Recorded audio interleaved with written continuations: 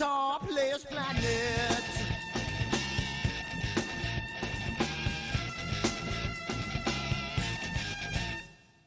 You see it in the papers, you read it every day. The riots and the fires going on in South LA. The muggers and the government, they're all wanting the same thing. They take you for your money and whatever else you bring. Well, I don't think I understand why we're making such a fuss. And I don't think I understand what's come of all of us. And I don't think I understand why we take this world for granted. I just want to get right back to Guitar Players Planet.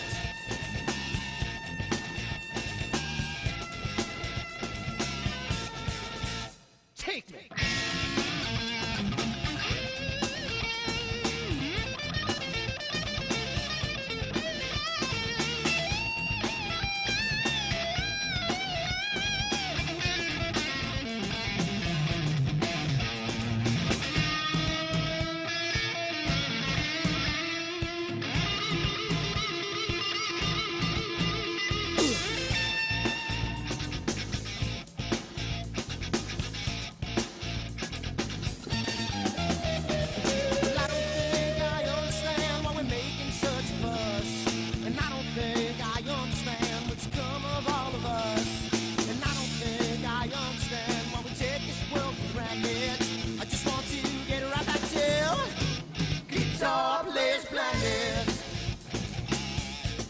Guitar Players Planet.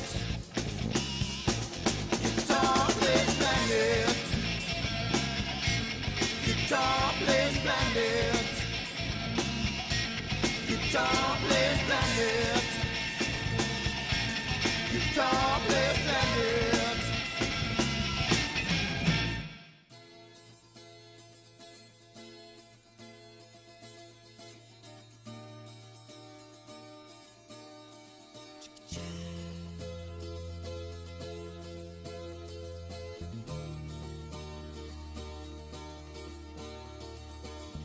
Sunny skies, the smell of palm tree air. Looking back, I could never feel fair. The way the music has touched my soul, the way that the South holds its control. But I've got a new way to choose. I'm gonna start running back to the land of the new. Oh, na na na na na na.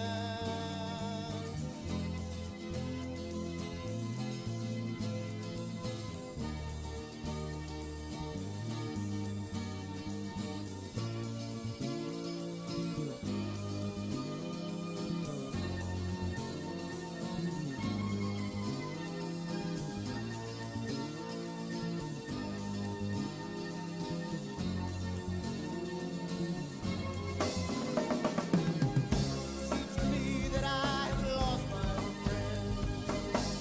I catch the sunset on the highway again. Then I get lost on a long summer day. I must go back before it's too late.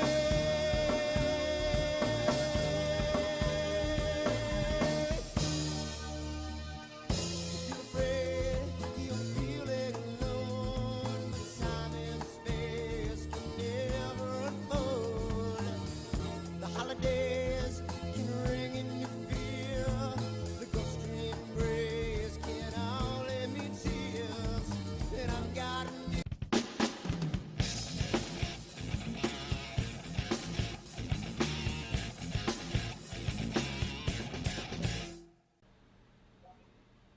Hello, everybody. everybody. How you doing? What's Hey going on? guys, Eric, say hi. what's up, world? Eric, we can't hear you. Yeah, we can hear Eric. Now we can.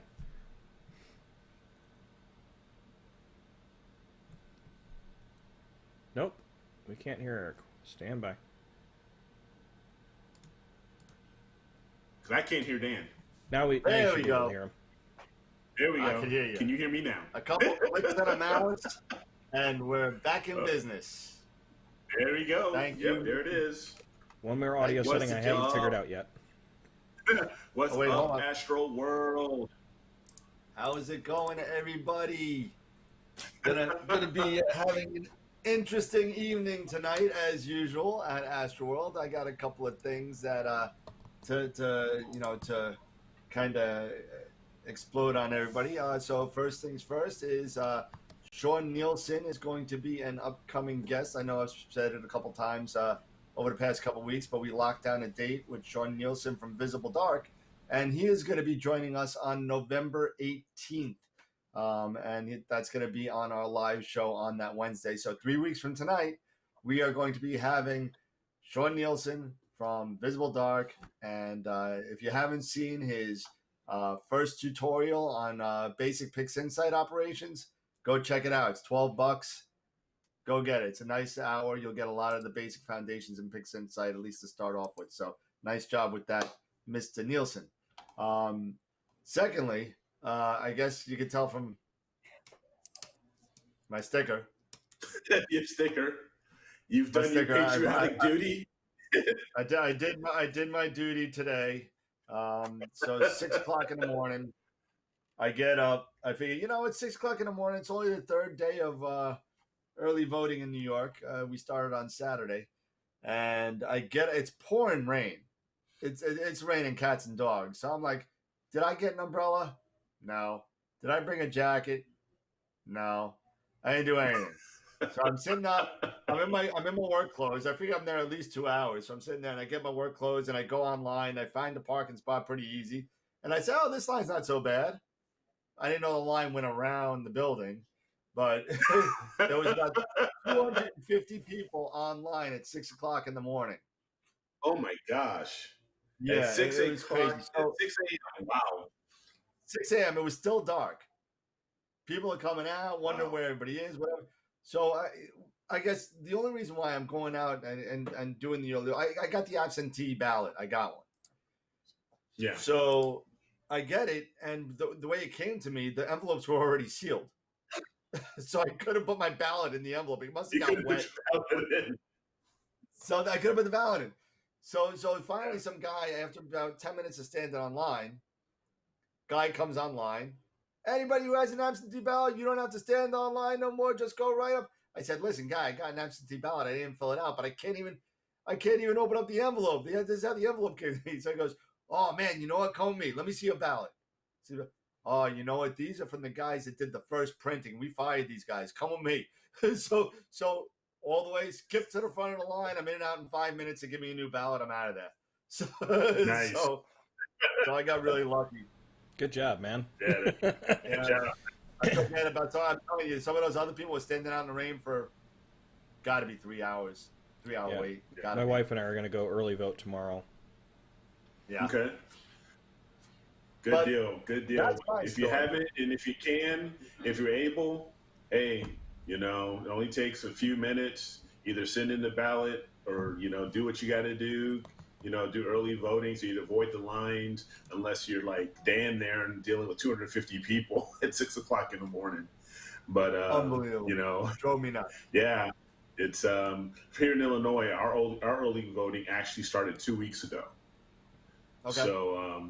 So it was pretty easy. We just, my wife and I, went to the county building, and there were only like 3 people in line ahead of us. So it made it really easy for us, and we did our thing, and we were out of there. So nice.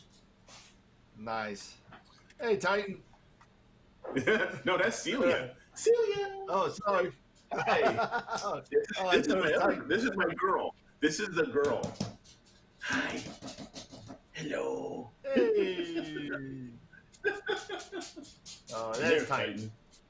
Yeah. Hello. Say hello, world. Hello. My dogs aren't as friendly. All right, good. Get out of here. And hey, this Saturday, don't forget this Saturday is trick or treat day. So I've got my guy over here just chilling out right now. Waiting for Saturday. Yeah, I've got to get my Halloween decorations up and set because I use a lot of projection, so I don't leave it set out except for the night of, so we Right. can sit and Yeah. watch it. So, Yep. So, got to get it out, get it all fired up, make sure everything still works. yep. Yeah, Yep. I've got a few. I got a few of those projectors. That shine. The ghost on the house. So I've got a few of those. I'm gonna put those Oh, out yeah, there yeah. and a few other things. So yeah. You got the you got the light, the flying ghosts all over the place. Yeah, exactly. Nice. Makes it easy. Yeah. I've got a few. So, one thing I know you wanted to talk about, Dan, was a few things over Pix Insight.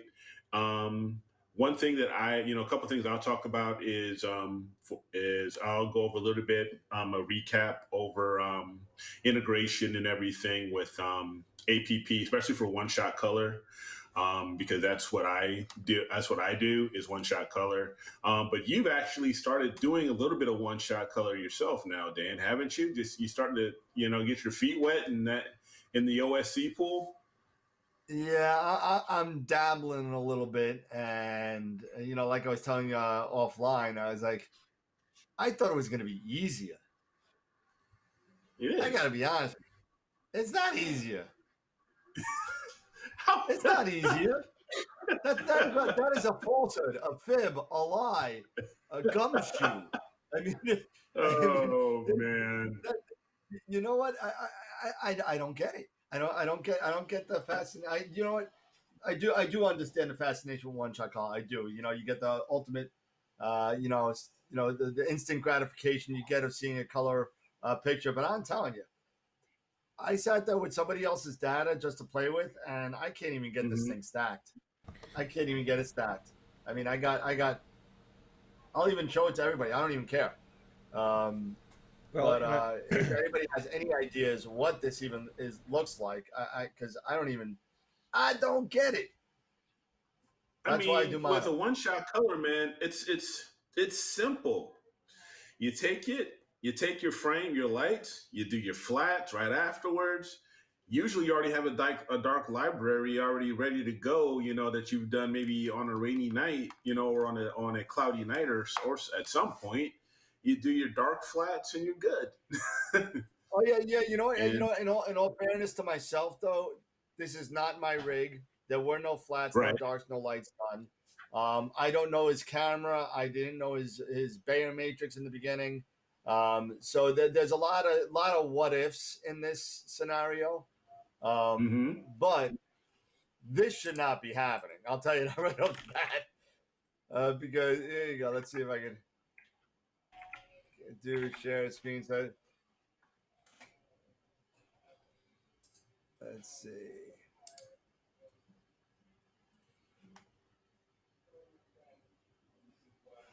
And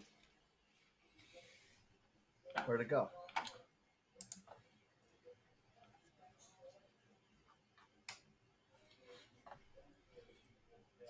Sorry. Can you go to your recent? Like open recent? Yeah, it's not. I don't know why it wasn't there. Okay. There you go. Here it is. There you go. Yeah, and that's just weird. I mean, so on the right, have you done your auto stretch yet, so we can see it a little bit better? Or is that auto stretch? Let's see. You do your STF. Yeah, there you go. There's your STF. There you go. Yeah, I mean that just looks weird. It looks like if you're looking somebody at was shaking a telescope. Exactly. I don't get it. But when you look at the raw data, there's the raw data. Yeah. And I know I was saying offline, but I really feel that he had dithering on because the way that it star trailed is very reminiscent of dithering, especially blinking the images like what we did offline and seeing the difference between them. Dithering's definitely on, so we are going to have to address that.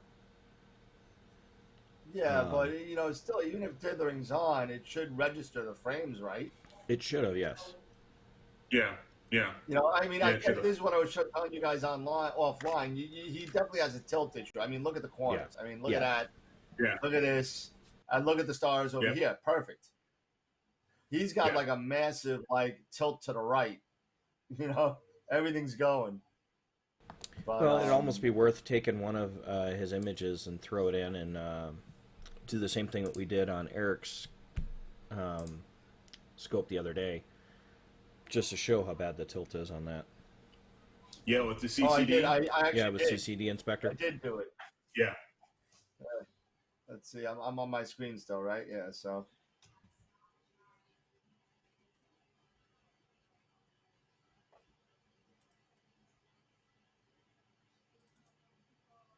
Doesn't matter which one, but Right. give it a second. Yes. I don't know.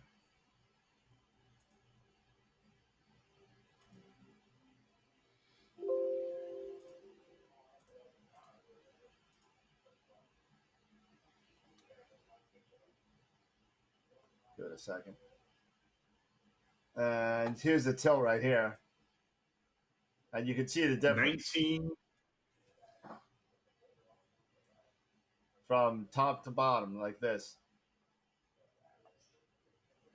19%. Yeah. Curvature, well, this for some reason the curvature is 9 on this one. For another one of his raw data was down to about 3. So this could be just Okay. a bad image that I used. Okay. But you can try another one.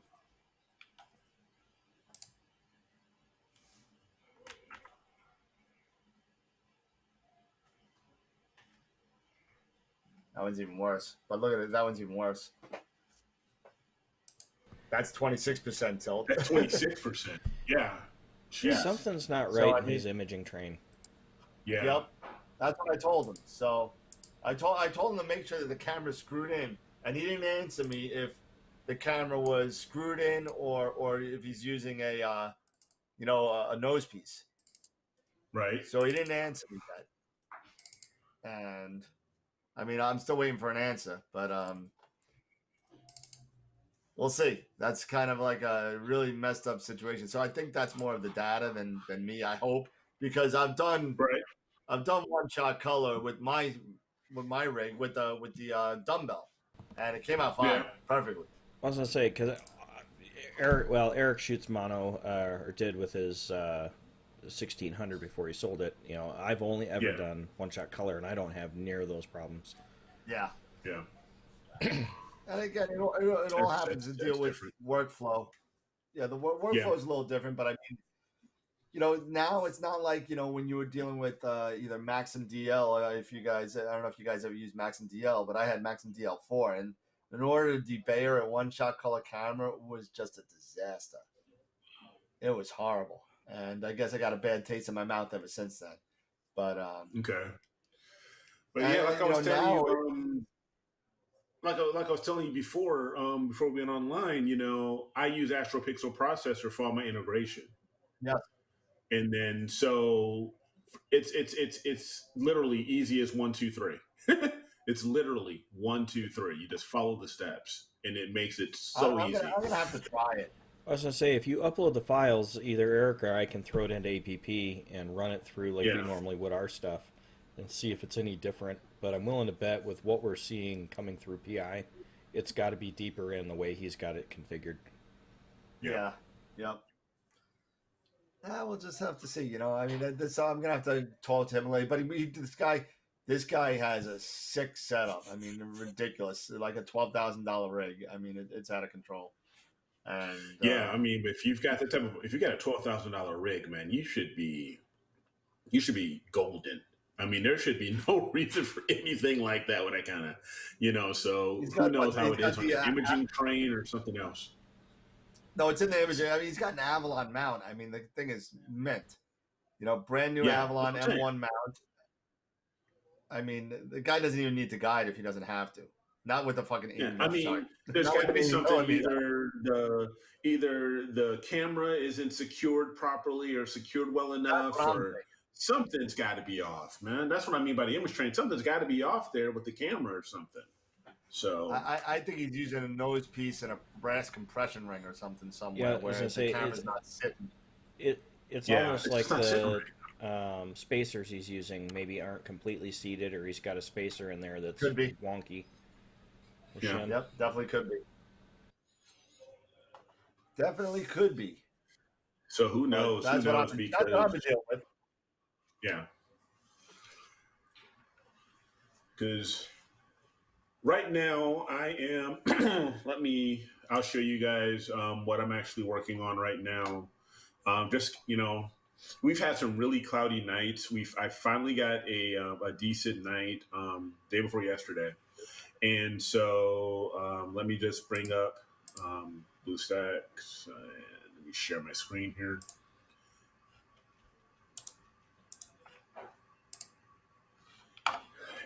Eddie just told me to put $1 in the jar. Who did? Eddie. Good Right. job, Eddie. Eddie's my buddy from Pittsburgh area. Okay. So here I am. I'm using BlueStacks, which is most of you guys know this is the Android emulator on the desktop, and I'm using the ASIR app right on my desktop, which is kind of nice to just sit in my office and get my integration started. But let's take a look at what I'm working on right now. Hey, Eric, can I ask you a real quick question since I know very little about this? Yeah, Are you hardwired into your system or are you using a wireless? I'm hardwired. You're hardwired. Okay. I am hardwired. Basically, what I have is I don't know if you ever heard of power line Ethernet adapters. Sure, absolutely. Yeah, and if people who don't know what a power line Ethernet adapter is, most of us techie guys we know it. They are actual adapter that you plug into your home wiring. You just plug them into your AC outlet, and you plug one into one side goes into your router. The other one you can plug anywhere in your house, and it's basically running your network traffic through your electrical wiring. So that's what it makes it really nice. So this is what I am currently working on. I don't know how well you guys can see this. Your full screen. And this I is should with be the able to see it Rasa. just fine. And this is with the Rasa. This is I first started out 2 years ago. I haven't visited this Target in about 2 years. This is IC 63, and I actually if one of the cool things with the latest ASIR releases is that you can actually detect your HFD on your stars. So you can get your star size, as well as you can do an annotation, and it'll out of its own when it because right now I think they added in a couple, like they added in Sharpless in the IC catalog in the latest Yeah, they've 1.5 version of 6 ASIR. total catalogs right now. Yeah, which makes it really nice. And so here you see this is the Ghost of Cassiopeia. So Gotcha. you got IC 63 and 69 and 59, and you have the Bright Star Navi. And overall, my stars aren't done too bad. And this was which one? This was my last integration. This was my last light rather, before everything shut down. So it's probably around 6 o'clock in the morning or something like that, just before dawn. And a little bit of clarification on that. That is the metered HFE, not the registered HFE. The difference being is registered is what it should be, metered is what you're actually exposing to. So the registered is what you would get when you're looking at some of the astrological apps that will actually give you the HFD value depending on your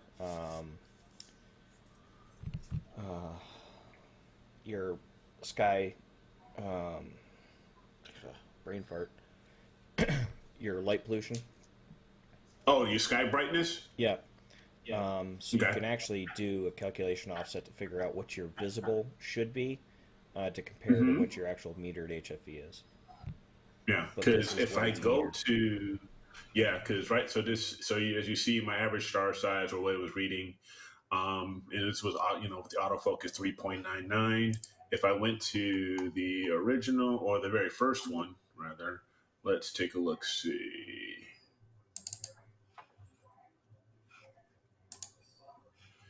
and it'll go through the half lux diameter. It'll detect everything.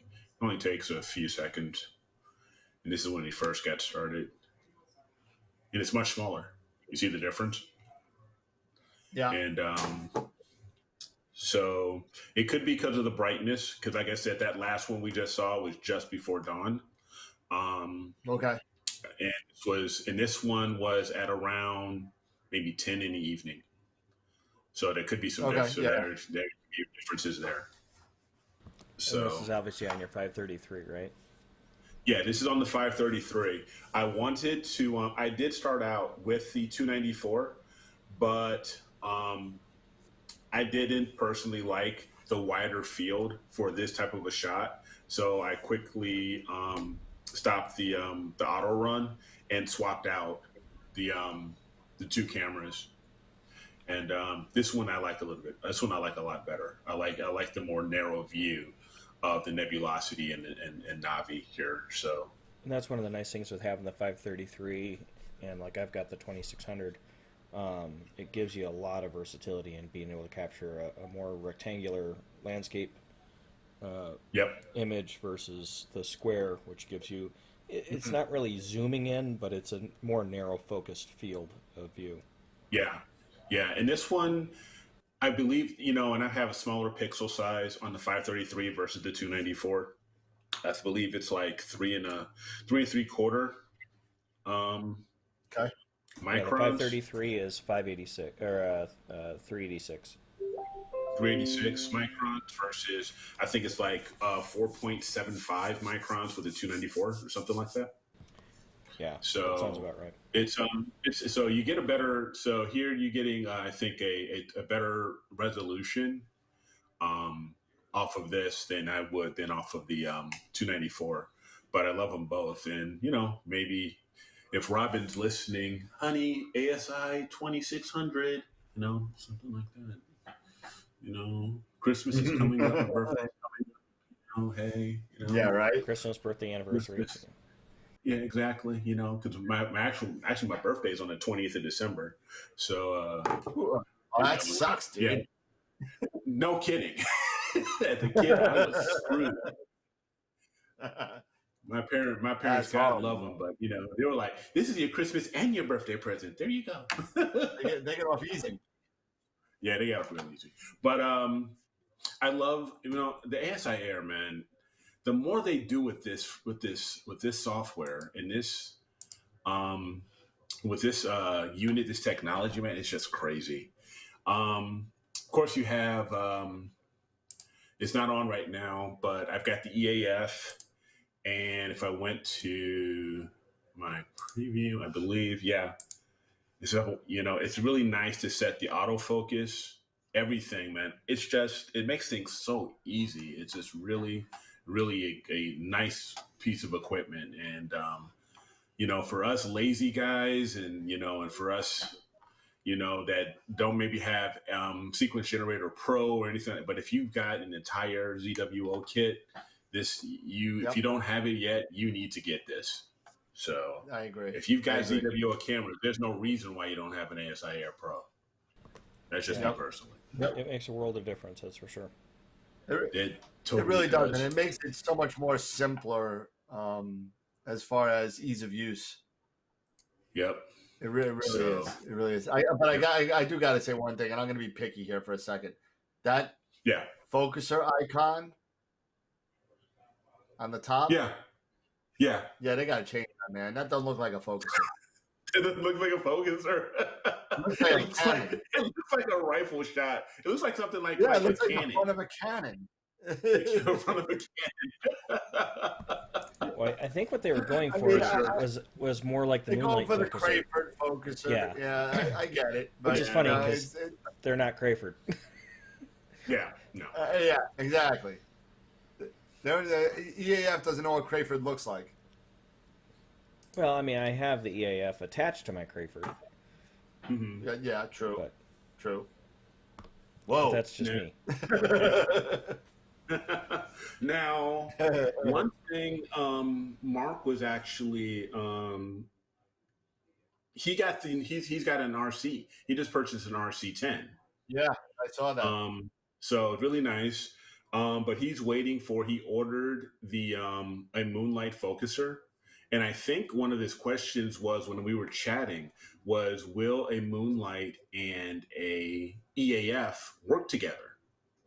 And someone on Cloudy Night actually took the time and they did a little bit of modification on their Moonlight, on their focuser, to go ahead and add in the so they can add in the brackets for the EAF and get it all mounted. So I mean, if you have the time and the experience, you can. There's always a way to figure out how to do stuff, and you can definitely. There always It is. seems like you can't do it, you know. So Where there's a will, there's a way. that's definitely it. Definitely it. But yeah, with a one-shot color, that main thing I was trying to get to is with one-shot color. It's great for us who don't have a lot of time. That's the main thing. That's the main thing about having a one-shot color is if you don't have a lot of time especially if you're in light polluted areas, it's really good for those light polluted areas where you can just get a one of the multi-band, narrow band filters on a one-shot color and start imaging, and you don't have to worry about switching over between, your hydrogen, your sulfur, and your oxygen and stuff like that. So to just have the convenience of just getting everything done in one night, especially, and if you don't have the time, you have crazy weather that happens. Sometimes that's another reason why to get a one-shot color. I mean, maybe if you live in Seattle or one of those areas where, you don't get a lot, it's always, you get a lot of rain and stuff like that. So you don't get a lot of really clear nights. Maybe you want, maybe that's another reason to grab a one-shot color is because your imaging nights are few and far between. So you want to just get what you can and, and get some instant gratification like, you're saying, Dan. So, yeah, you know what I can't stand though? I can't stand guys shooting in sub-Bortle 6 guys complaining about light pollution. That's what I can't stand. Hey. I'm not sub 6. I am 6. Oh, I'm sorry. You just, that's okay. That's you know what though? I'm happy with my Bortle 5. Thank you. My Bortle 5 is all good. I don't know what you're talking about. I can only dream about Bortle 5. I'll have to drive probably about, Bortle 5, I'll probably have to drive either about 3 hours north, go through into northern New York, or go into Pennsylvania. Okay. That's it. Middle of a Dutch colony would be probably dark enough. Probably. So, oh man. So yeah. So what do we got? We got anything going on online or no? Not a whole lot. Not much. I did see that Tim McCullum did mention that to make sure you had CFA checked. I did. I did. Yeah. I did. That's the first thing I checked. And I'm not seeing any comments on the Facebook side quite yet, so. That's all right. Now, that's no problem. Another thing that I just signed up for, I haven't put any money into it yet. I just signed up and got an account. And I know, Dan, we were talking about this. Hosted imaging. Sure. So I just signed up for Telescope Live. Okay. And have you ever heard of Telescope Live? Yeah. Yep. Yes, okay. I have. So Telescope Live is it's a huge area. They've got it's a network basically of telescopes all over different parts of the world. Spain, I think, Chile or South America, Australia, stuff like that, you can actually purchase time um, for to image with their scopes. And so so I know we talked about this. So I'm going to probably start setting up an account and start building up credits so I can start doing some imaging in the Southern Hemisphere and You try want that those out. dragons. Yeah, I want the dragons, man. I want the dragons. So yeah, I don't blame you. One of the more unfortunately, yeah. One of the more better known ones, at least in North America, is SLOO. That's one of the ones that a lot of places, SLOOH. That's one that's out there. iTelescope is out there. iTelescope is too. Yep. And I think I can't think of any more, but I know there's quite a couple other companies that are doing that. That do have that wonderful network of telescopes where you could choose. And depending on the telescope, it depends on which credits you're using. The bigger telescope costs more. But I mean, who needs a big telescope to do the Dragons of Ara? You don't need one. True. But you know what? Some of them. Here, maybe I'll share my screen with you again. Because actually, here is my account. So I don't know if you guys can see this or not. So this is Telescope Live. Yep. And so now we got your username. Now we got your username. Now just write in your password. No, right? Just write in my password. So they've got quite a few. So and it's all based off of credits per minute. And they've got a couple in Australia, a few in Spain, and in Chile. So, and it gives you, it's kind of cool. It gives you the temperatures and everything like that. So you can start doing some planning and stuff like that.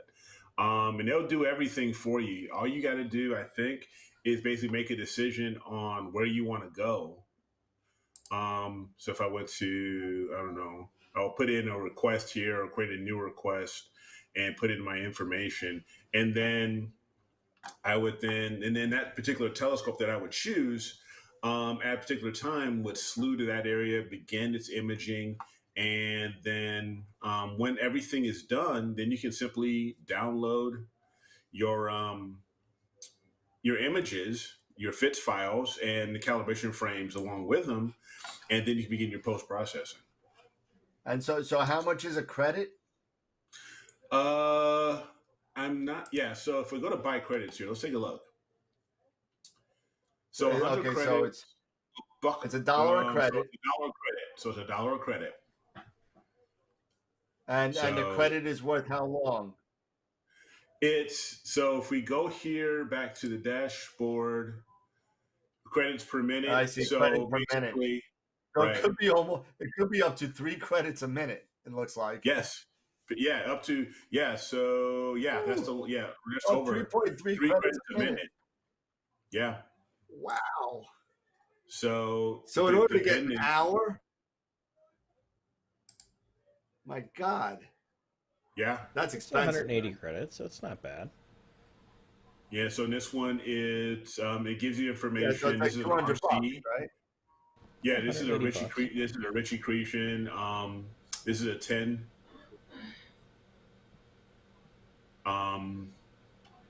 Keep trying that one.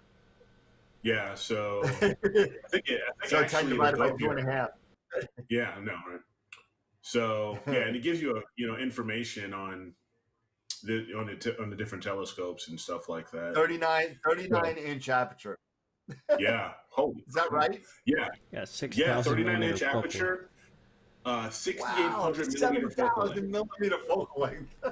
Yeah, I mean you are buying access to probably close to a $40,000-$50,000 telescope. Yeah, for $200. I mean, I guess you can't beat that. For $200, right? It's not bad. Yeah, and you don't have to fly to Chile either. Yeah, exactly.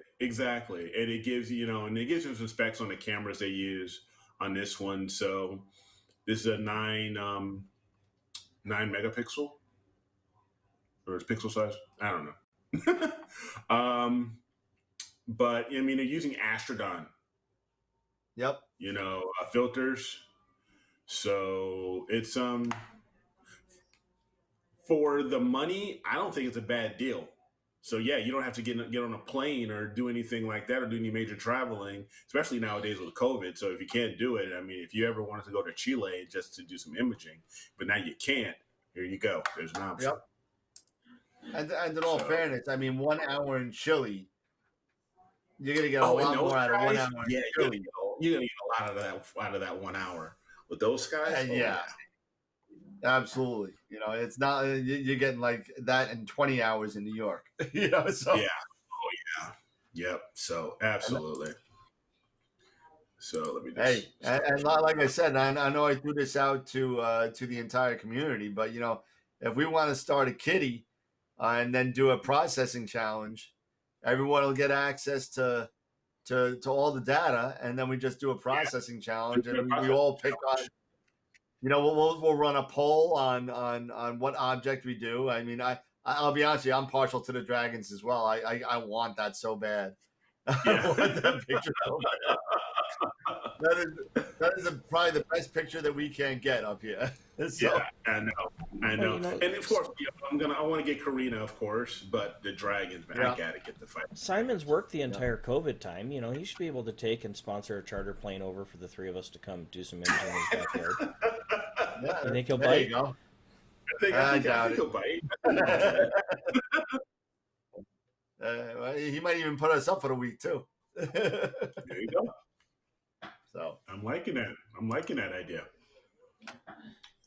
So Simon, if you're watching, you got like 3 roommates coming when the dragons come out again. So I don't know if it's circumpolar for you or not, but we got to figure that out. Yeah. Not if I could only afford to travel right now. I'm sorry, you're not catching me on no plane anytime soon. I don't care.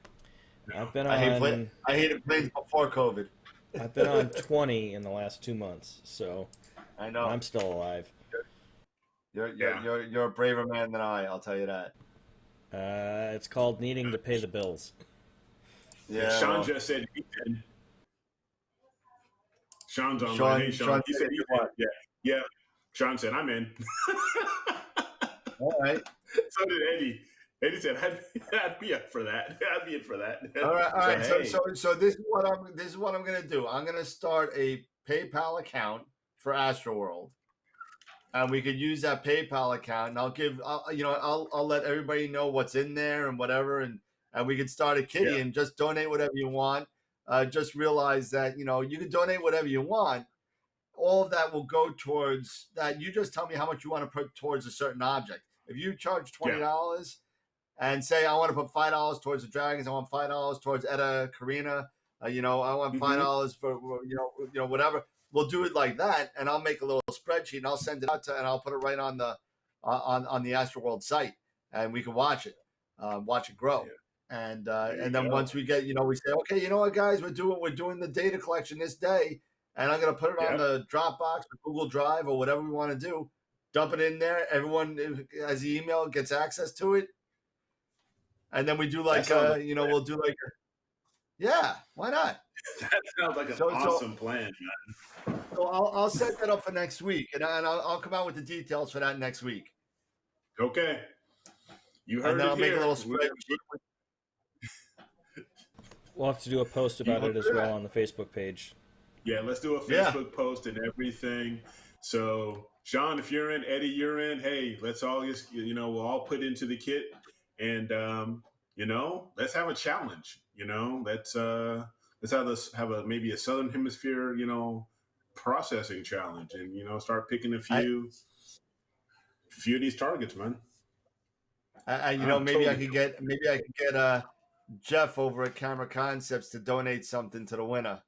So hey, never know. Yeah.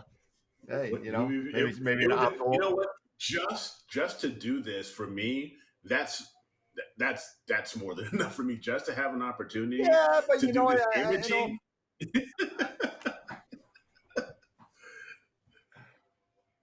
I'm with everyone's loving the idea. I'm getting texts on side saying I can't say what it says, but it says something great idea. Thank you, Alex.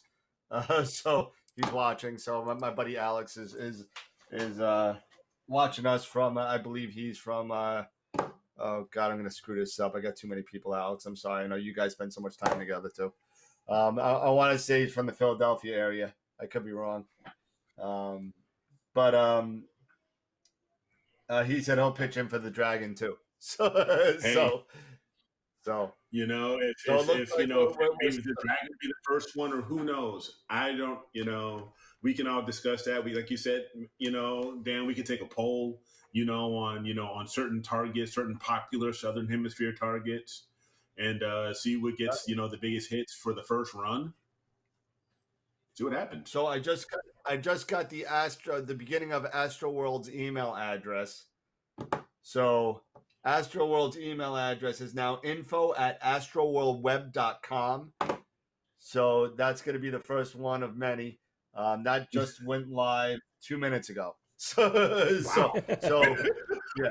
So I just got the text message right now. So info@astroworldweb.com. And if you have any ideas for any of the either the challenge, the imaging challenge, the Southern Imaging Challenge, or contests or ideas for show topics, or guests or whatever, feel free to email us there.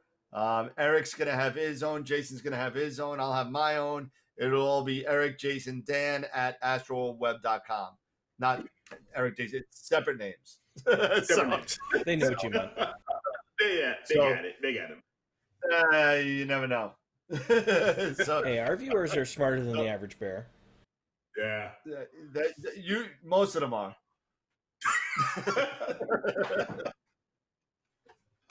Oh my gosh. Yeah. So again, so if you guys got any ideas at all for anything, feel free to email us, and I'll give you guys the access to the email addresses when I get your passwords and stuff. So it'll all just get dumped, and you guys will have your own email boxes. So congratulations. Yeah. Alex just shot me a question over on Facebook. He says, Eric, do you use a thumb drive for your AirPro, or do you do your image download right to your PC? Actually, I do both.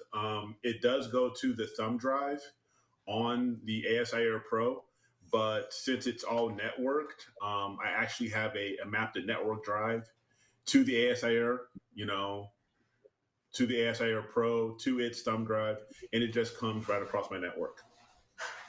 Yeah, you know what? One thing they have to do for both Sequence Generator Pro and the ASI Air, and I wish that they would put this in there. If you are hardwired or on a home wireless network, which they'll both recognize if you are or not. So they both have their own hotspot. So the Eagle has a hotspot, the ASI Air has a hotspot. They know if you're connected to a home network. Okay? Mm-hmm. Why can't they put as an end of sequence option for an immediate download to whatever folder, to whatever your network folder? That would be nice. You know what I mean? So you don't have to sit there and go, oh, let me take the thumb drive out, or let me drag the files over and do it. It parks the scope, it closes the observatory, and it downloads the files right to whatever file, whatever directory you want to download it to when the sequence is over. Nice.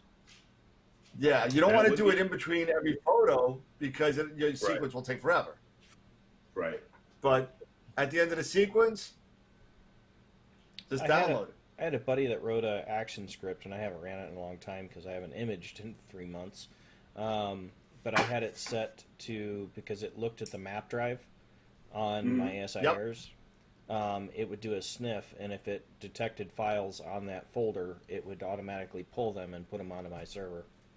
Put them on your server. That's exactly what's needed, because now what I'm doing is I'm like, all right, you know what?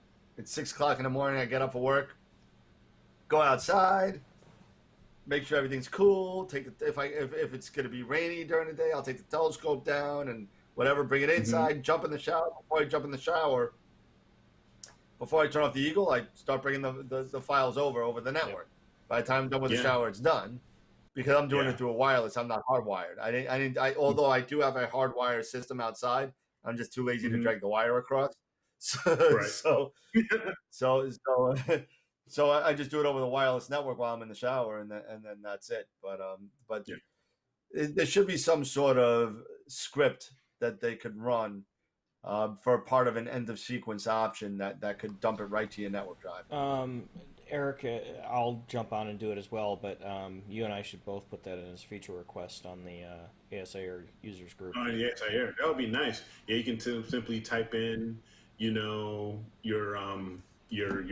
network path of where you want it to go, Yep.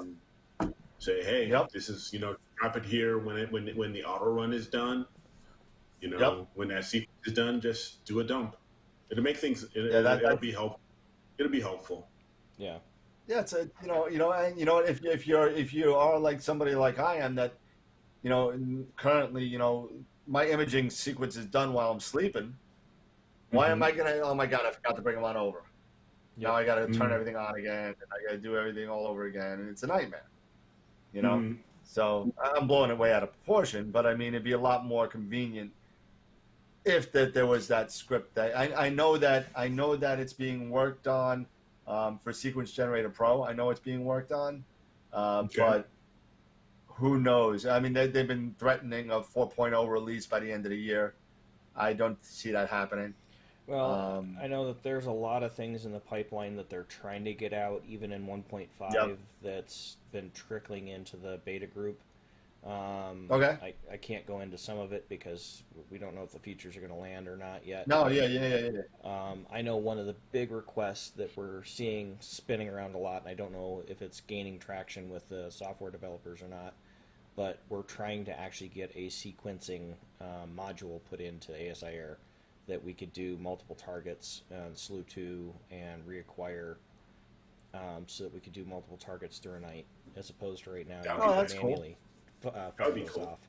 So one thing as far as you could do that with Sequence Generator Pro, just so you know. yeah, Yeah, but thanks. then I'd have to have an eagle. Yeah, that's a lot. Yeah. You don't need an eagle to run Sequence Generator Pro. You think you need an eagle to run a Sequence Generator Pro? You don't need an eagle. I'm not putting a laptop out there. No, you put a little mini computer, a little stick like this big. That's it. But you know I'm what? good with my ASIR Pro. One thing that maybe I'll also put into the mix for ASIR, now that they have the video feature to do planetary, it would be nice if they could, and I don't know if they're doing this, if they're planning on doing this or not, but an ADC tool for atmospheric distortion corrector. That would be kind of nice, kind of similar to what they're doing with fire capture. They're actually working on a light flats and darks assistant, basically, to go through and do the calculations for exposure time. And I don't know when it's going to hit, but it is in the pipeline that they're working on. Having that feature set in there, so that's kind of cool. Sorry. Well, so just so you know, we got a bunch of people on here that are loving the idea of this chip in for Southern Skies. Sure. But did I miss something? I'm sorry, I wasn't watching. Now I gotta watch. My wife came up to graciously bring me some more caffeination, and she was doing a spacewalk.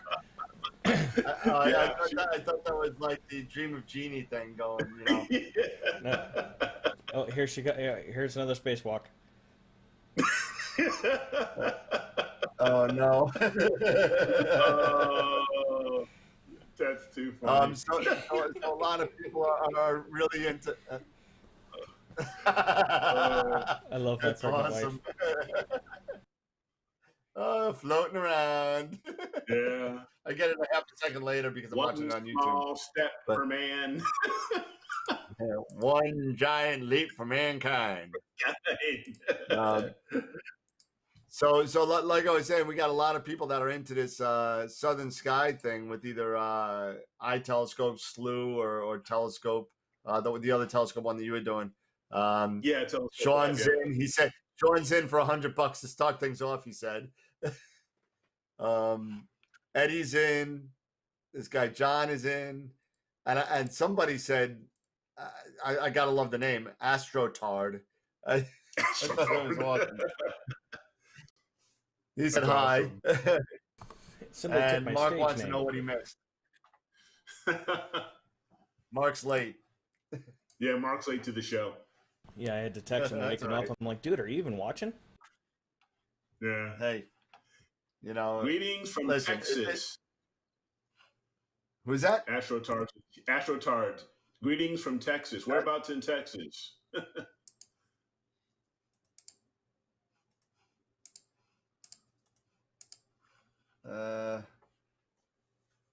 Alex said. Oh, Alex says, let's throw together a GoFundMe. Yeah. You know, GoFundMe I mean, scares me a little bit. The Yeah, problem but, with you know, doing if you- GoFundMe is well, the I like the whole PayPal, or and people, or because if you have something like that, maybe even doing, I don't know if you can do Zelle, but definitely if you're doing PayPal, you can do a PayPal to go straight to, Yeah, that. I think PayPal would be the easiest way to do it because I think you can pay on most of them through PayPal. well. Yeah, And you the know. other benefit of PayPal is the fact that if they so choose, they do not have to do it this way. But if they do it as a friends and family, we can get the whole percentage without having to do a percentage take to the PayPal Right. overlords. To PayPal. Yeah. If Yep. you do it as a business or as a currency Killing transaction, me. then they do a percentage take.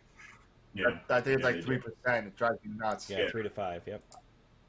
Yeah, I sold a couple of things on Cloudy Nights the past couple of weeks, and I was like, yeah, $200. What do you mean 194? What are you talking? Yep.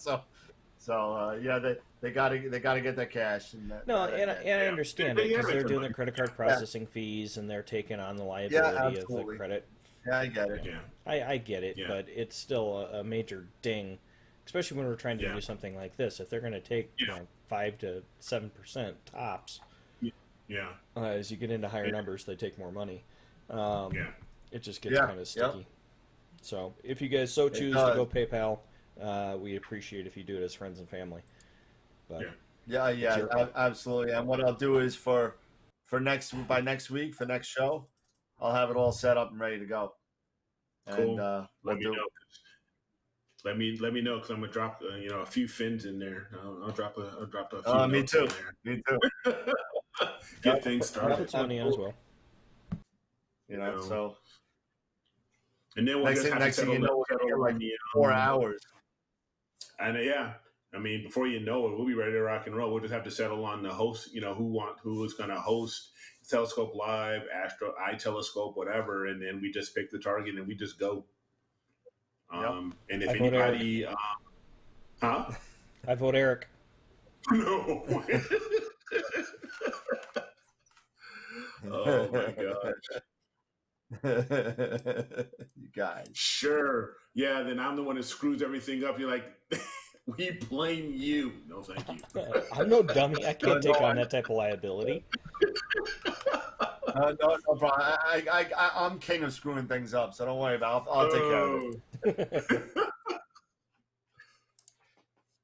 it. Let's see. But North no, I think Dallas it's a Portal 8. fantastic What was that? I think this will be a fantastic idea. It's a lot of fun. Yeah. A great challenge. So I think it'll be a blast. And I think it's a great way for like most of us, unless somehow we figure out a way to, personally get a 1.8 meter telescope down to Chile and it be our own. We're probably Right. not going to be imaging things at this resolution, if at all, anywhere south of Omega Centauri. I mean, it's just not going to happen in my lifetime. And it's one thing that, a lot of people, even more further north are brothers in Canada and brothers and sisters in Canada and further north than that aren't going to be going down to Chile, to image. If they're going down to Chile, they're going for vacation. They want to enjoy They're going themselves. on vacation. Yeah. They're not going. But, they're not going down there to image. The wife's Besides- probably going to kill them. With the level of gear that we've all acquired to do this hobby, Yeah. our airline fees would be ridiculous to head down there to do it with what we own. Crazy. Yeah, Oh, it'd be out of yeah. control.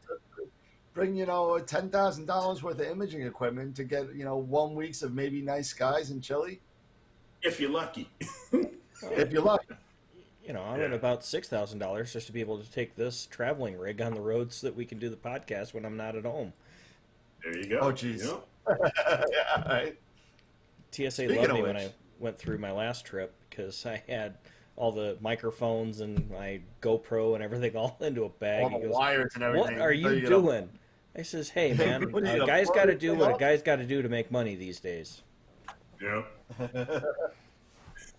I was right about Alex. He's in Philly. Thank God. AstroTurf said he's in he's got Borrelate Skies. He's in North Dallas. Yeah, North Dallas. Yep. Yeah, I saw that. Yeah. Yeah. So Well, okay, so he's not. We got a bunch of people that are already making. making. We got a bunch of people already making donations, so I may set this up tomorrow. So We're gonna have to. Yeah, really. So and I'll put the link on the PayPal, I guess, the PayPal donation site and all the proceeds are going to be going towards the imaging. So this is not about making a buck. This is about us getting data Access, so that and objects that we can not get from the northern hemisphere. So that's what it's all about. And you know what? Hopefully, I can get a nice little prize or something. Just again, nothing big, but maybe a little something and maybe sweeten the pot a little bit. And we'll see what we can do. I'm totally cool with that. Why not? Totally. Like I said, this is gonna be a lot of fun. Yeah, and if we open it up, I know that Backyard Astro Imaging Club. I know they got a ton of members. I'm sure that a lot of people will be interested in it too. So I mean, next thing you know, we may have a list of 10, 12 targets, a couple hours each. Yeah. Because I mean, yeah. Because I mean, $180 like to your point that you were saying, if you've got the sky, these Chilean skies, where you don't have to worry about like what we have to deal with. With our skies, we could probably knock out several targets we could probably knock out 2 targets in a night, maybe 3. Who knows? Yeah, I don't know. So especially winter targets because of being a longer duration of night. I don't know what it is on the southern opposite side near New Zealand where Simon's at and whatnot, but I would have to. We need to get a hold of because he's going into spring now. Yeah, he's coming out. He's in spring now. Yeah, he's in spring now. Yeah, actually, he's in October 29th right now. I think it's over there. So, he gets keen. We'll need to get a hold of Simon and get some tips and stuff like that, so we can, prep, for these targets. So. Get like a target list for spring, summer, and fall, winter. Yep. And I'm sure that he's got plenty of ideas for that. That's not going to be a problem. Yeah. I'm sure that won't be a problem. Let's see. I know that everything's was lighting up for a minute. Let's see. Holy cow, man, dude! I'm excited for this, man. I'm geeking out over here. So, let's see. I'm multitasking, playing BF5, monitoring Amazon Business, and watching you guys at the same time. Clear skies. Oh yeah, he's playing. So Eddie wants to know what our first subject would be, and like I don't know if you caught the beginning of the conversation, Eddie, but I guess that you know what, I'll be honest with you, I'm thinking about doing it this way. So if I saw a couple, and again, I'm not saying that this is a price, but I saw a couple people throwing at me $100 here, $100 there, and I'm like, okay, so if you want $100, how much money do you want to put towards a certain project? And then the project that has the most put against it, that's what we'll go first, and then we'll go second, we'll go third. I think that's one way to do it. Another way to do it is, like we said in the beginning, of doing a poll of the people that have donated. What object would you like to see? So I mean, we'll have to think about the logistics of that. But I think that I'm loving the idea. I know we were floating it around about a couple of months ago. We were floating this around, and hey, let's just do it. Let's just do it. I'll put it all together. Well, the other thing is is if we could do multiple funding within the same PayPal account, and do, if they want to put $10 of this, $20 of that, $100 of this, so that once we fund a pool and go, okay, guys, we've got, $500 of pool money sitting in the dragons. So we can go ahead and image the dragons. We'll figure out when the best time is to image and then fire off that sequence. And then as we acquire enough cash flow for each of the different bodies, then we can then fire that at their peak time. So that's the other thing that we'll have to work on, is figuring out what peak time to image those are to get the best data for the dollar. Yep. Absolutely. And that's where Mr. Simon Lewis will step in for us, I'm sure. Yes. Yeah. He can definitely be a big help. And, we can always, take advantage of some software that we've got, but I'm going to brag on mine, Telescopius, and I'm going to use Telescopius and get the right, RA and declination to pick out the ideal spot, of an area. And then we can then plug that into the telescope, the remote telescope. And I'm sure you can just send it to them and say, hey, this is where our center needs to be. And then they'll just run with it. And that's it. And that's it. That's exactly right. So. Oh, yeah. Oh, yes, Mr. Blink. Oh, yeah. Now we're in. Nice. This is what we do. I know.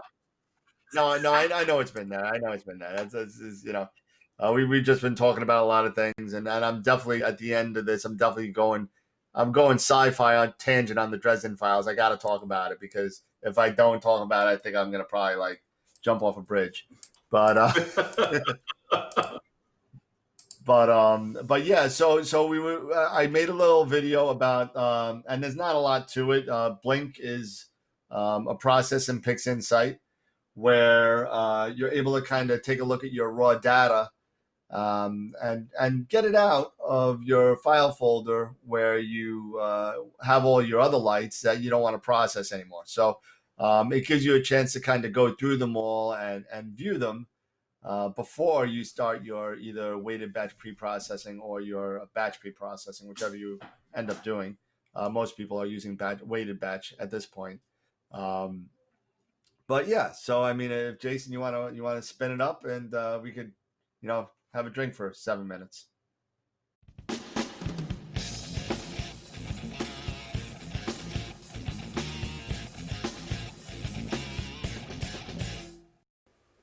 Hello everyone, Dan Higgins here from AstroWorld, and today I'm going to be showing a demonstration on how we can evaluate our raw images before we bring them into weighted batch pre-processing for stacking and calibration.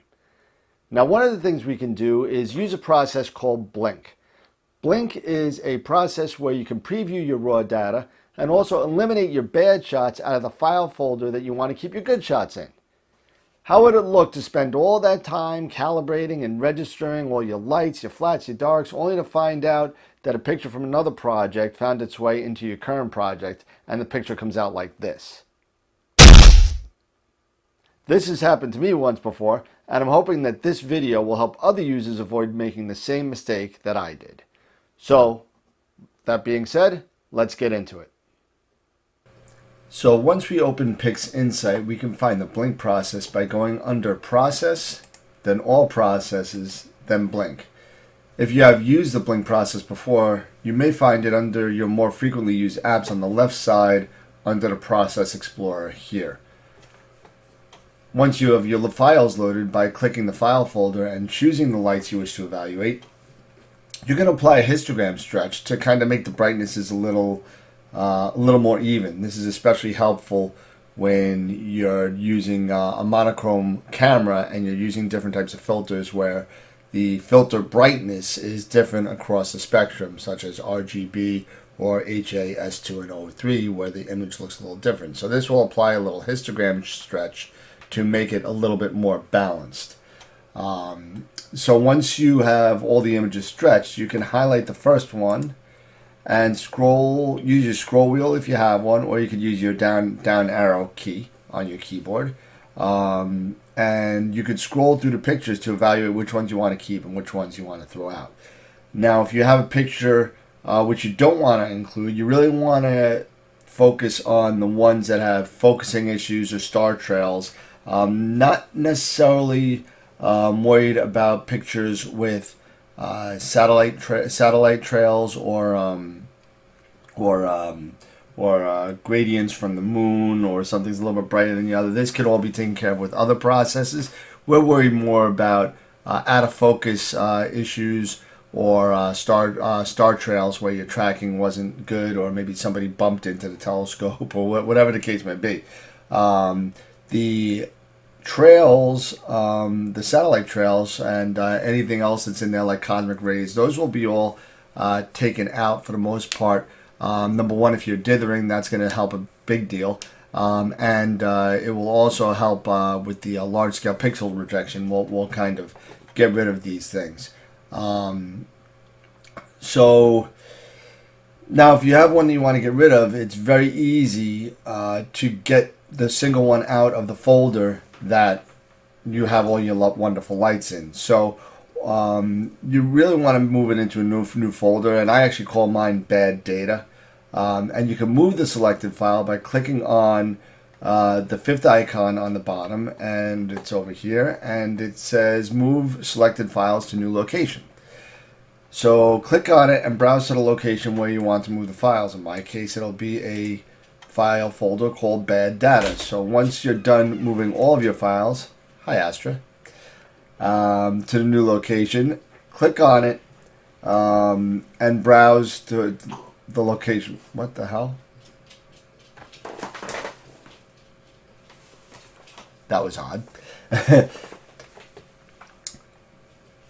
Once you are done moving all your files, they'll be taken out of your lights folder and moved into your bad data folder. So when you're ready to add all of your lights, those bad files are now in the bad data folder and not in your lights folder. So that makes it very convenient. You don't have to go back into Windows and kind of move it around. When you're finished blinking all of your files and moving the bad files to the new location, don't forget to close all of the images. And that is the third icon on the bottom. So if you forget to close all your images and you close and open blink again, all of the files that you had originally will still be there. So it's good practice to close all of your files before exiting the blink process.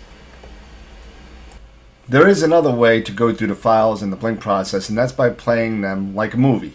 If you don't want to use the scroll wheel or the arrow keys to go through your images, on the bottom of the photo in the blink process, you'll see a dialog box with a number of seconds. You could change that number to any amount of seconds that you want. I usually find that 3/4 or 0.75 of a second is good enough to use, and then you can hit the play button and you can sit back and watch your photos go across. Blink will go through your images the way they're listed, 3/4 of a second at a time.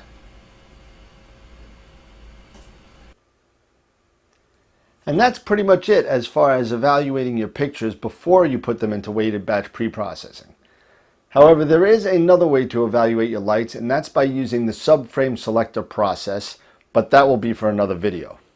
And also, many of the things that the subframe selector does can be done to a limited extent in the weighted batch pre-processing script if you choose to do so. So if any of you astrophotographers out there know of an even better way of evaluating your lights, please feel free to comment below. We'd love to hear from everybody, especially if it makes this journey of processing maybe a little bit more simpler than it normally is. So thank you so much for watching, and if you like what you see and you like what you hear, please subscribe and make sure you hit the bell in order to get the notifications when we put up new content. And as always, remember to keep imaging, keep educating, and keep having fun, and we'll see you next time on AstroWorld TV. Clear skies.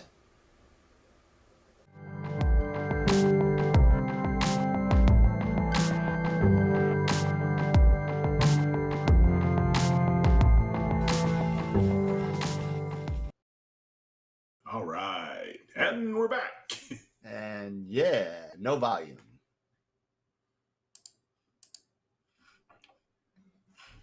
Yes? Nope. I don't hear Dan. I hear no Eric.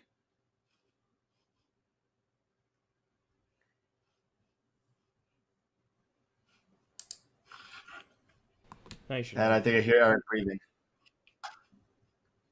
No, that's Hey, Jason. Dan, do I hear you now? Ah, there you go. I I hear got you. Dan now. Okay, cool. There you go. Woo. So All right. that was the Blink video that I created this week, and not really much to do with Blink, but you know it is a good way to kind of go through your raw data to kind of see what you don't want and what you don't want. I think everyone saw the last picture that I put in there of the out of focus stars and something kind of messed up there. Those type of photos you don't want in there. So it's a lot easier instead of kind of going into Windows and moving them over and doing everything. You can do it right from that and hit move files to selected folder and be done with it. And like I don't know how many people remember when I first started being on AstroWorld. I told you, Dan, I was really nervous about PixInsight and really hesitant because of the learning curve and stuff like that. So basically, all I used PixInsight for was for Blink. I remember. They'll never learn that one. So I have broadened my horizons thanks to Masters of PixInsight. Well, and that's the thing. That's good. I still am too chicken to actually take and do all the processing at this point in PI, but I do all of my pre-processing in APP and then take over the FITS files and do all my calibrating and cleanup and stretching and all that inside of PI. Yeah, I've been doing everything within PI for, let's see, for a while I was doing Deep Sky Stacker and then bringing it on over into PixInsight. And then weighted batch pre-processing came out, and I started to see similar results from both. So I said, it's really not, it's really not that much of a trade-off anymore. It used to be a big trade-off where I noticed a lot more contrast and a lot more definition from the stacking in Deep Sky Stacker than I did from PixInsight. And once the WBPP came out, it started to catch up. So I think I lost Eric again. Eric, you there? He's still there. I took him out. Okay. I was trying to change something. Okay. For some reason, you're not hearing the master the way you're supposed to be. Okay. That's okay. But so that's just one way to do it, and the next one will be probably, if I have the courage to dive into the subframe selector, and there's another way that you can kind of go through your raw data in a little bit more of a technical sense to find out what's good and what's not. Yeah, one thing and this is no knock against PI, but very similar, with me using APP, it was just, like I told you before, it's just easy, 1, 2, 3, just these few steps. So my process has been, from the beginning, do Blink just to, screen everything and make sure, and just check out, get rid of those, the junk files. And then I would just transfer everything into APP and do my pre-processing, do all my integration. And then once it's all done, then it would come out with an image. I would get my final image, my final stacked image, integrated image, and then do my light pollution removal, and then save it as a non-stretched FITS file, and then go into APP. I mean, not APP, but PI. So it's and it's worked, so far, because with APP, it does a lot of this automated, the subframe selecting. It does it gets you your reference frames. It does everything, and a lot of it's automated because the developer of APP has done some great work to automate everything. So it's going. So all you need to do is just load your information, load your calibration files, set your and just do some minor things as far as for the integration piece, and away it goes. So it makes it nice. Okay. All right. Well, it does sound pretty similar to weighted batch pre-processing. I'm wondering maybe I should just download it and check it out and see how much more easier it is. Yeah, I mean, I think it's a 7-day or 14-day trial, Jason. Maybe if you recall. I think it's a 30 day. I'm on it. It says 30 days. Maybe it's a 30. Maybe it's a 30. Okay, it's a 30 day. Yep. Okay, and then There's you a can 30 do day that. trial license, and then there's a renter's license that's good for a year for 60 euros. So I guess that's I don't know, $75. Yeah, it's Yeah, something like that. There, yep. Yeah, something like that. 'Cause Yeah. that's what I actually started out with first. Was I did the renter's license for a year, and I got really familiar with it, got comfortable with it, then I just went ahead and bought it. Yeah. Yep. So just to give it a try, just do that, and then have the renter's license. If you don't want to, really take a really deep dive or really put it just yet, it's not a bad deal. Nice. Yeah. So I know my next project is going to be the 120 Esprit. That's hopefully coming by, I don't know, Memorial Day.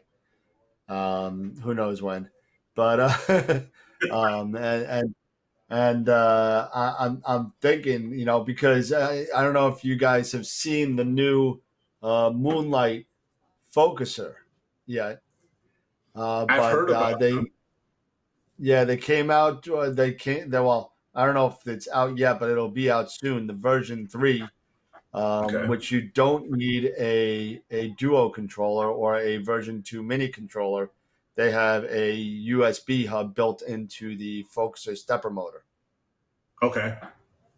So it goes USB right out of the stepper motor right into your ASI Air PC. or Eagle or PC, Yeah. whatever. Yep. So there's no controller needed. So that's nice. I want to say it's $795 for the focuser and the motor. Okay. But it looks decent. But I'm thinking now, I got the Eagle. Mm-hmm. I'm getting a new scope. I just want to go with a 2-inch or 2.5 or 3-inch Asato and make it just a prime luce thing. Sure. Make it all red. All right. But Why not? I mean, if it's going to be that much, I mean, I'm not going to get a version 2. I could get a version 2 and just hook it right up to the controller that I have now. Yeah. And save $300. Yeah. Or I could just Go big or go home. use it with the Eagle. Don't need a controller with that either. So, I mean, Jason, go big or go home. what do you say? Jason said, "Go big or go home, man. Just do it." All right, I'll do it.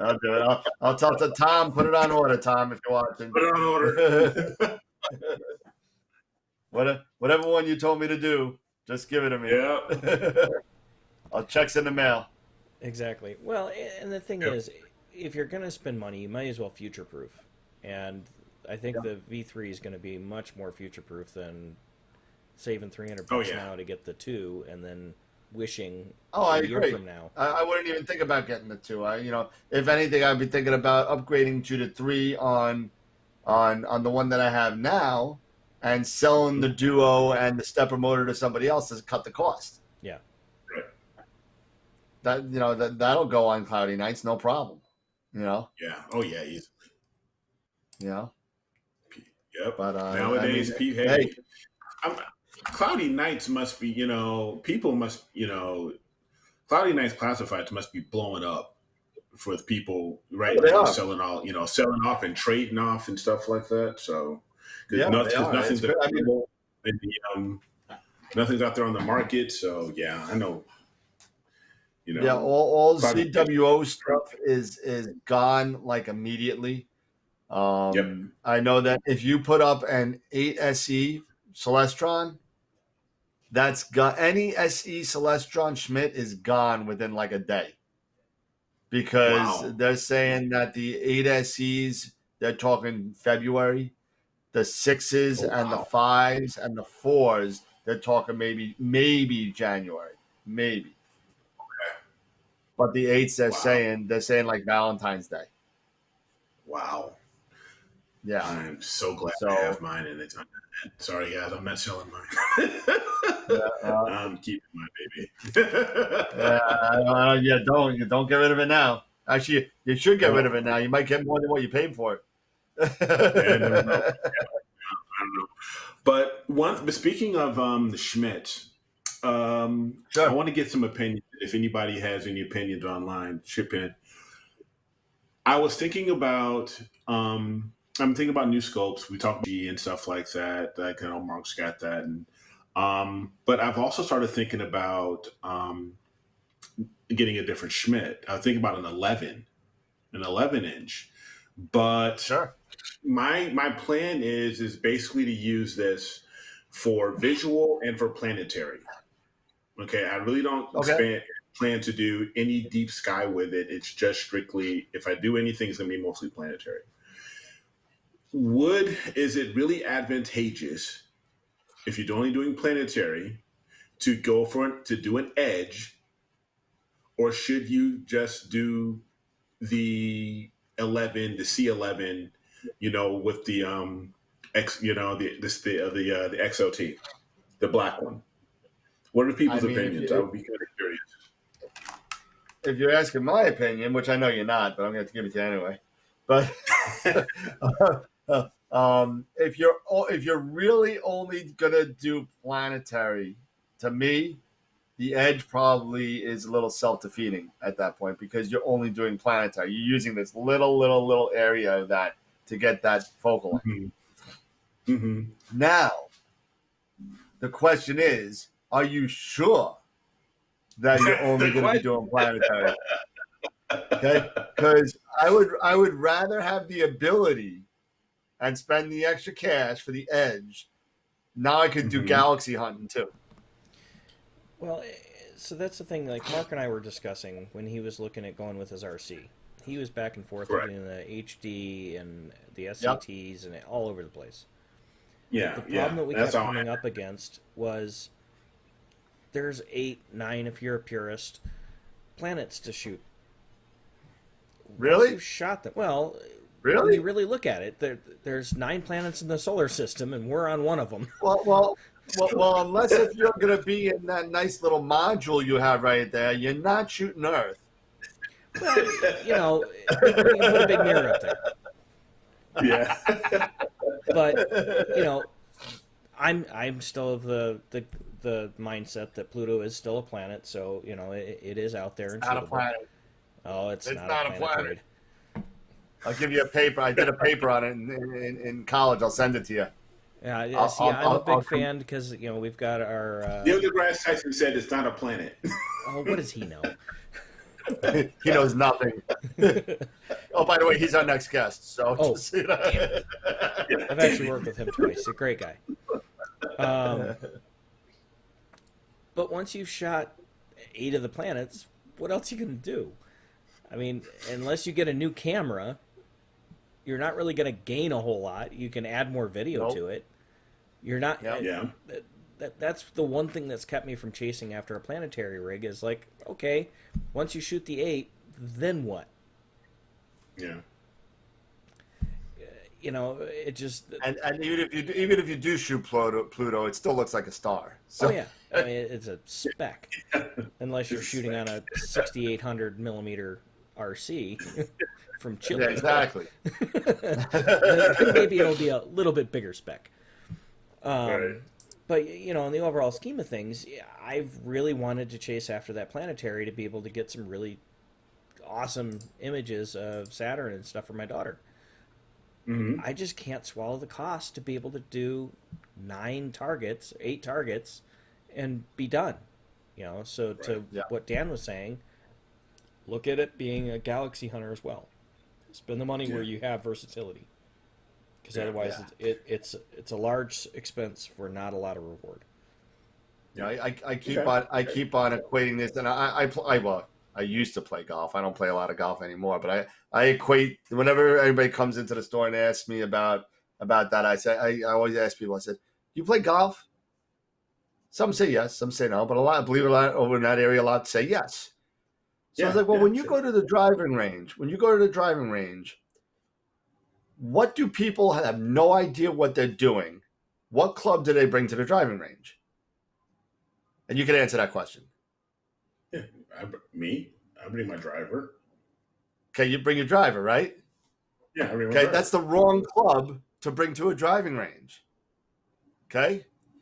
Because with that club on a full 18-hole course, you're probably going to use that club for a maximum 18 of times.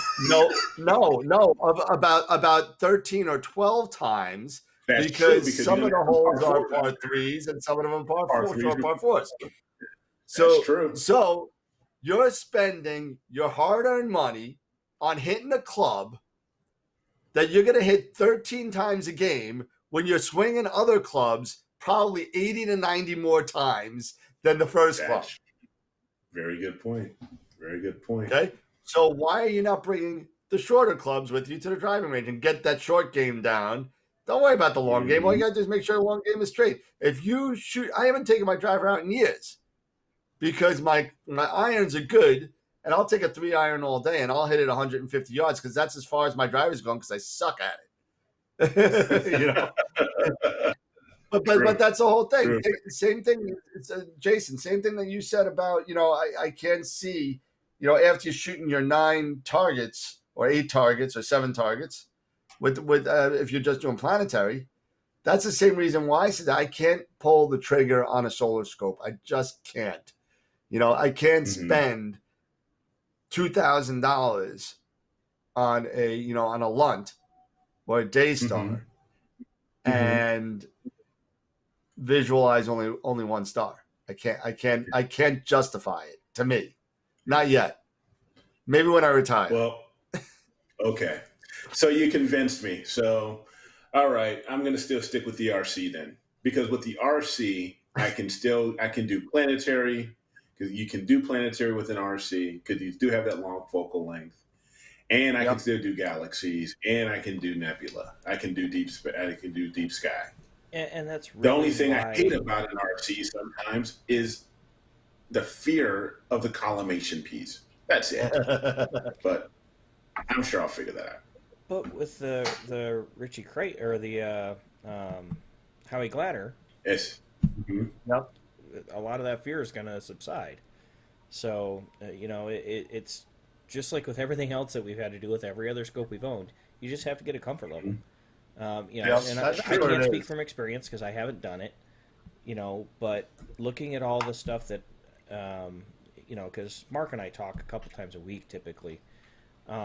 He's been going back and forth for over a month on this and finally settled on the RC.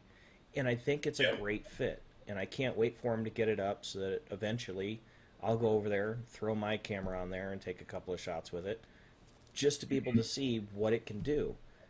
And, the fact that it's so much more versatile, once you get the collimation piece down and get comfortable with it,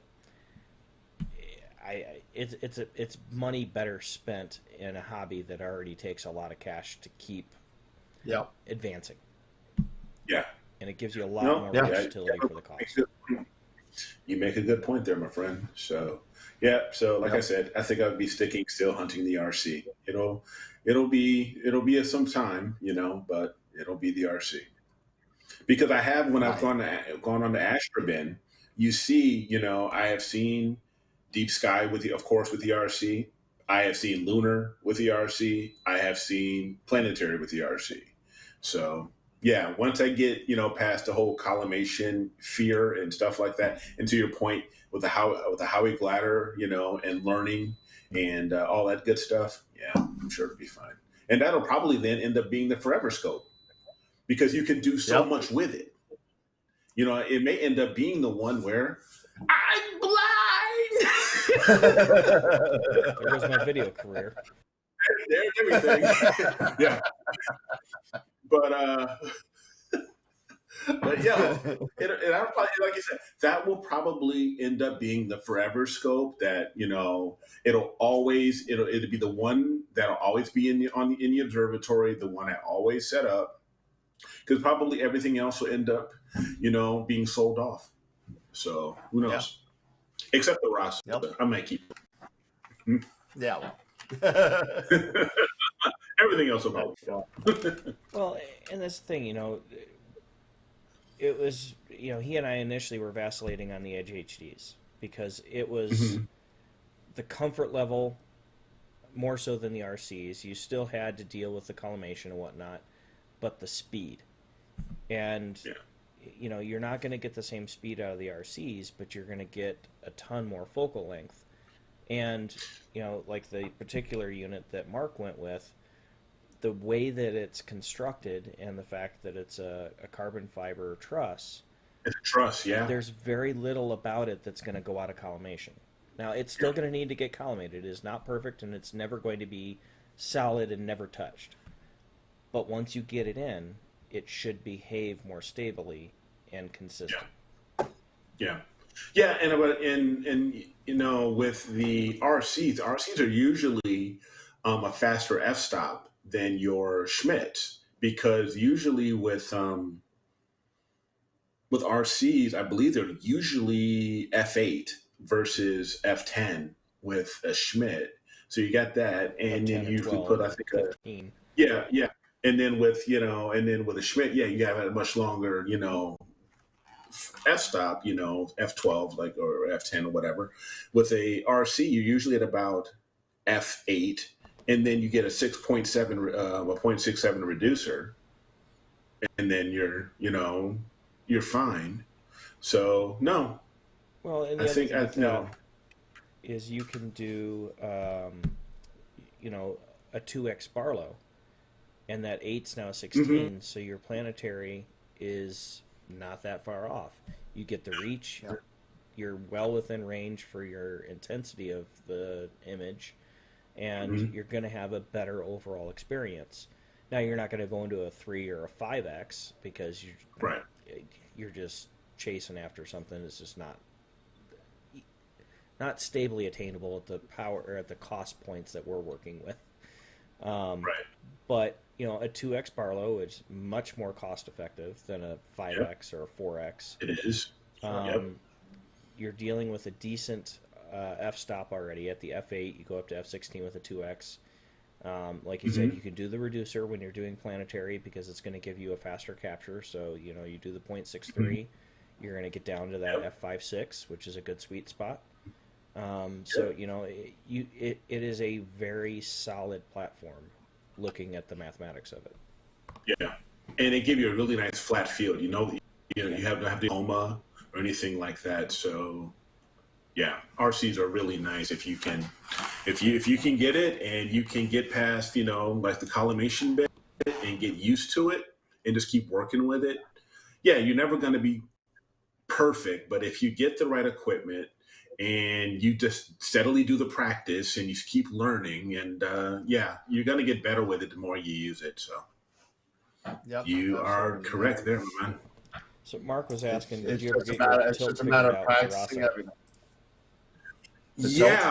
Speaking of that, with the Rasa, what I ended up doing, there is the camera adapter or your M42 adapter.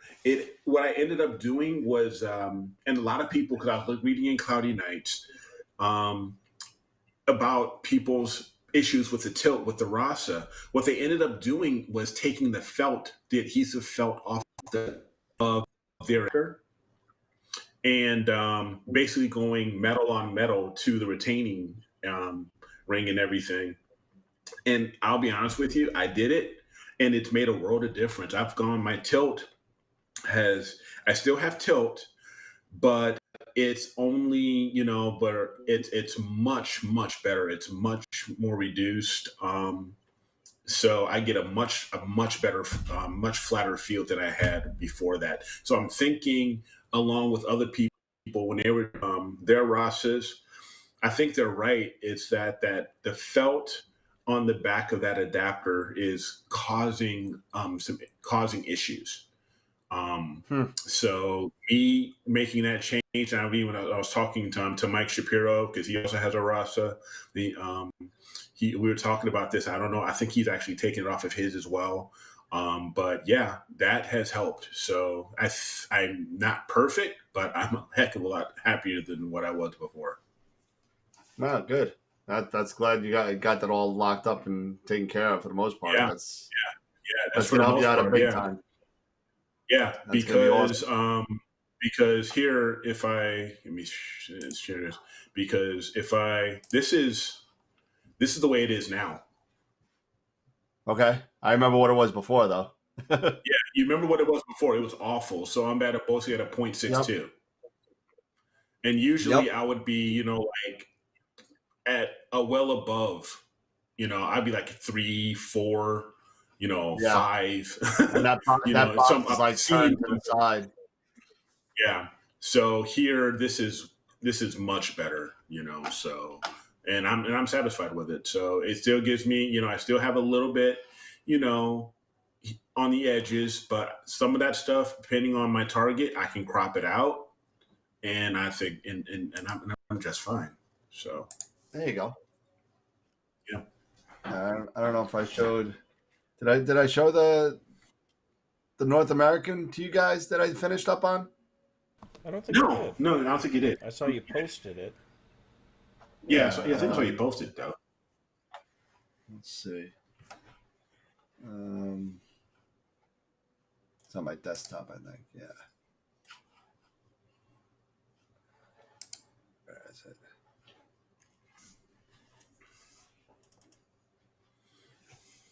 Yeah, that's it. There you go. All right. So, and it's a little bit greener. I'm still playing with the colors, but I like the way it kind of came out. Okay. Let's see. Do you use SCNR a lot when to Sometimes. help deal with that, getting that green, or do you just use it sometimes? Yeah, I use it sometimes, but sometimes I like some of the green. Okay. And where is the? There it is. There you go. Oh, that's nice. I love the wall. I really like Yeah, that. right. Yeah, I love the color. It really I love pops. the color of the wall. That's really, really nice. Kudos, So man. it got a little greener as it got in here a little bit. Yeah. And I'm wondering, Yeah. over here is Towards the the Pelican, Pelican? right? Yeah. Yeah. So I'm wondering if I could stitch my Pelican on it Mm-hmm. and plop it into like a little wider mosaic. As I say, you probably Okay. have to do a little bit to the south as well, Yeah. to panel it to get a little bit more of that wall trail, where you're getting Yeah. like gold colors. Yeah. Yep. Yeah. Down there. Yep. But yeah, I definitely do probably another 5 panels, a little bit to the top, a little bit to the bottom, and then definitely over into the Pelican off to the right. Yeah. Yeah. Well, I was I have the actually. Pelican done already. Yeah. No, you shown us the Pelican. The Pelican looked good. So are Yeah, you so thinking of just stitching it together? just adding it to the right. Yeah. Yeah. Okay. See what it looks like. I don't know. Can't hurt to Yeah. try it. Yeah. Yeah. Yeah. Yep. It's worth a try. You can do a Because video. I'm definitely, I'm probably going to go back. I'm probably going to go after the signet after North America again, but I'm actually going to center in on the wall. I'm actually going to focus in on the Okay. wall, not so much on the entire nebula itself, but probably grab the 533 and focus more on the wall. Yeah, I've got to get my ED 102 out. I'm hoping to do it this week. I was going to do it last weekend as things finally ramped up on my honeydew projects, but of course, as soon as I Okay. finished the honeydews where I could function again, then the clouds rolled in for 2 days. So Right. Yeah. Because I may end up, grabbing my 126 millimeter and the 533 and yeah, just focus on the wall that way because if I map this out right now, let me see here.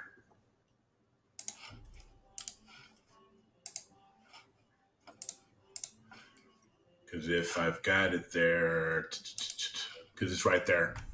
So this is with the 126 millimeter and the 533, and so I can center in on the wall right there, and I think that would be a really nice shot just of the wall.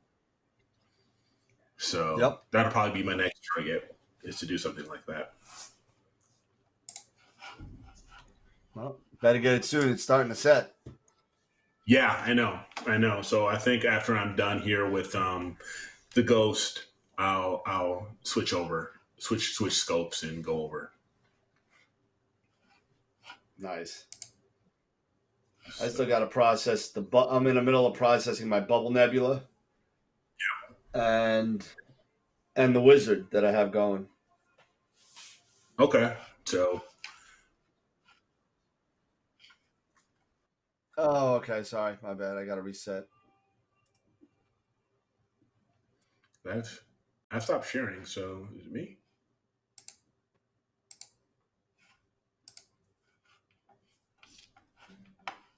There we go. There we go. Yeah. So. All right. So all right, man. So we got 10 minutes, or is it just about 15? So all right. Yep. Hi-Fi, you go.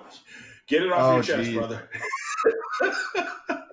All right. So let me just throw it out there before I ruin it to everybody, because I'm going to just say right now, spoiler alert, spoiler alert, spoiler alert. So if you're a fan of the Dresden Files and you have not read the most recent 2 books that came out, go away. Don't listen. Yeah, walk out, leave. Okay, so go on mute, because I'm about to vent a little bit here, because mute your audio. Go silent. Yeah. So I'm a big fan of the Dresden Files, and it's something that I kind of stumbled across on.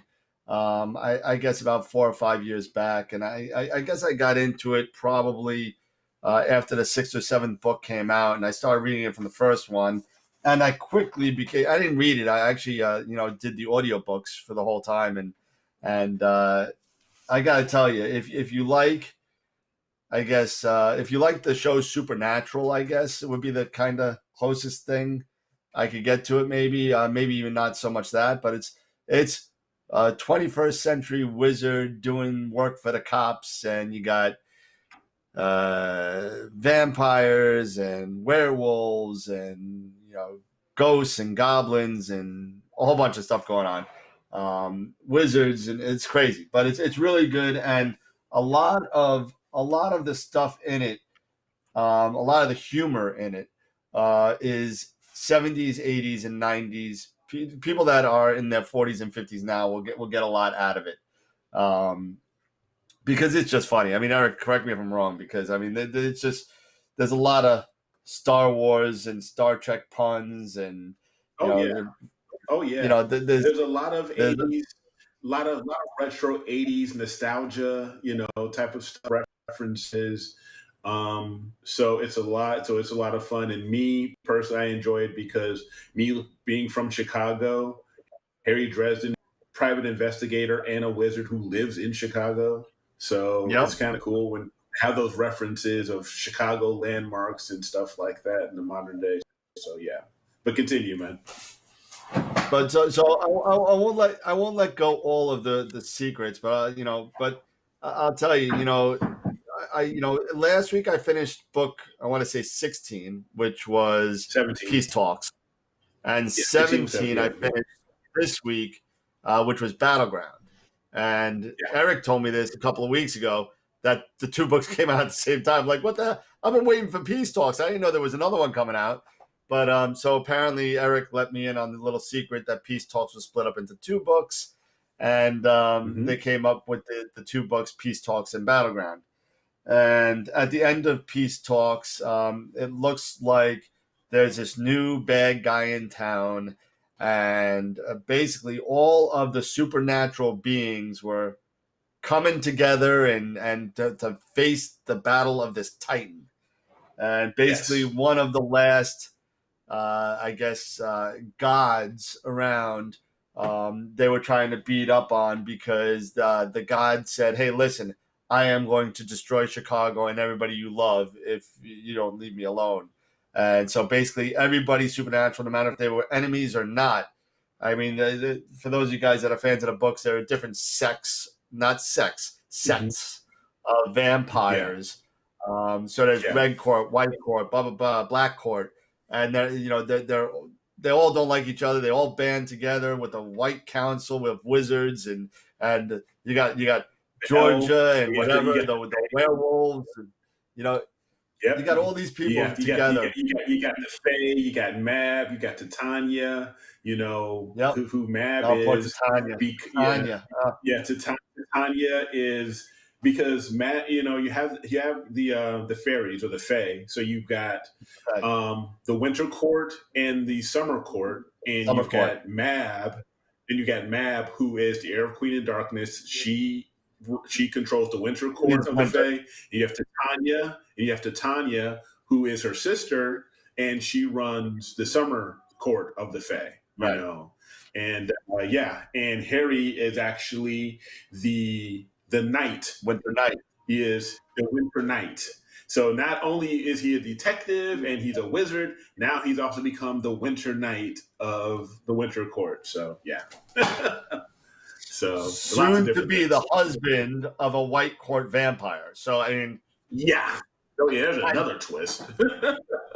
How are you marrying? Wait, aren't they like? Isn't that his like half sister? Yeah, kinda, yeah. Kinda. In a whacked out sort of way. Yeah, they're kind of related because Thomas, his half brother. They've got basically they have no relation. Right. It's just Thomas. Just Thomas, because Thomas and Harry are half brothers because Margaret is Harry and Tom's mother. Yeah. So Correct. Right. I guess all right. Step half sister then. Whatever. Yeah. So there's no DNA mingling. So that's first spoiler. That's at the very end of the book 17. So one of the things that I thought that was good, especially the timing of these books that came out, was outstanding. It just turned out that way. That all these people coming together to fight a common enemy, and it's just so with all the divisiveness in the country about all these different other things of how everybody's just got to come together. I thought it was really, really interesting of the timing of the book and how it came out. And, I'm sure it wasn't planned that way, but I just thought that it was he was a victim of coincidence, I think, with that. And I think it was very uplifting to see that kind of pulling together to do a certain cause, whatever that cause may be. And I thought that was good. But with all of the good stuff that the book has come out with, of course, the books always talk about a balance of power. And so with the good has got to come the bad. And the bad, unfortunately, we had to say goodbye to Harry's girlfriend. Oh man, I forgot her name already. Karen Murphy, Karen Murphy. Former detective who has been with Harry since book former one. Chicago PD since book one, when Harry was basically a consultant for the Chicago Police Department and working with special investigations, the guys who are kind of like the X-Files or the supernatural cops who do all that type of stuff. She was leading. Yeah, she was leading. But they had this on and off, really weird relationship, of just messing around, and that uncomfortable, angst, something was going to end up building up between them two. Their relationship was growing and stuff like that, but they kept, putting it off and this, that, and the other, like bad timing. But then they finally, got to that point where they just said the hell with it and we're gonna hook up, and they did, and everybody, it was, roses and Yep. butterflies and all this stuff. It was so sweet. It was disgusting. Yeah, yeah, and it was You know, nice. And yeah, it was and nice. the only thing was that Harry finally got, Harry and Karen finally, because it was just that tension between them that, oh God, will you guys just go ahead and cook up finally, be done with it. And they finally do. Yeah. And then, and then she yeah. dies in the Yeah. worst death possible. It was so pointless death. It's just, Yeah. I won't tell you how she died. Just know she dies, and she dies in a way when it's coming. You can feel it. Yeah. You know something bad gonna happen Yeah. when it happens. And Something sure bad enough. gonna happen. Yeah. But the And, only, and I'm gonna date myself a little. I'm gonna date myself a little bit. The only relationship I could see that's kind of comes close to the Harry Karen type thing Mhm. was the Hawkeye Margaret Houlihan kind of, and from MASH. From MASH. You kind of always wanted them to hook up, and halfway through the show they kind of did when they were getting bombed on. But at the end, the last episode, you're like, oh yeah, they finally admitted they love each other, and then they both take off and whatever.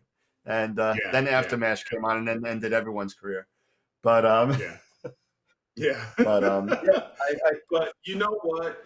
Here's, as much as I enjoyed Battleground, I thought, this is just my opinion, I thought it was recycled material.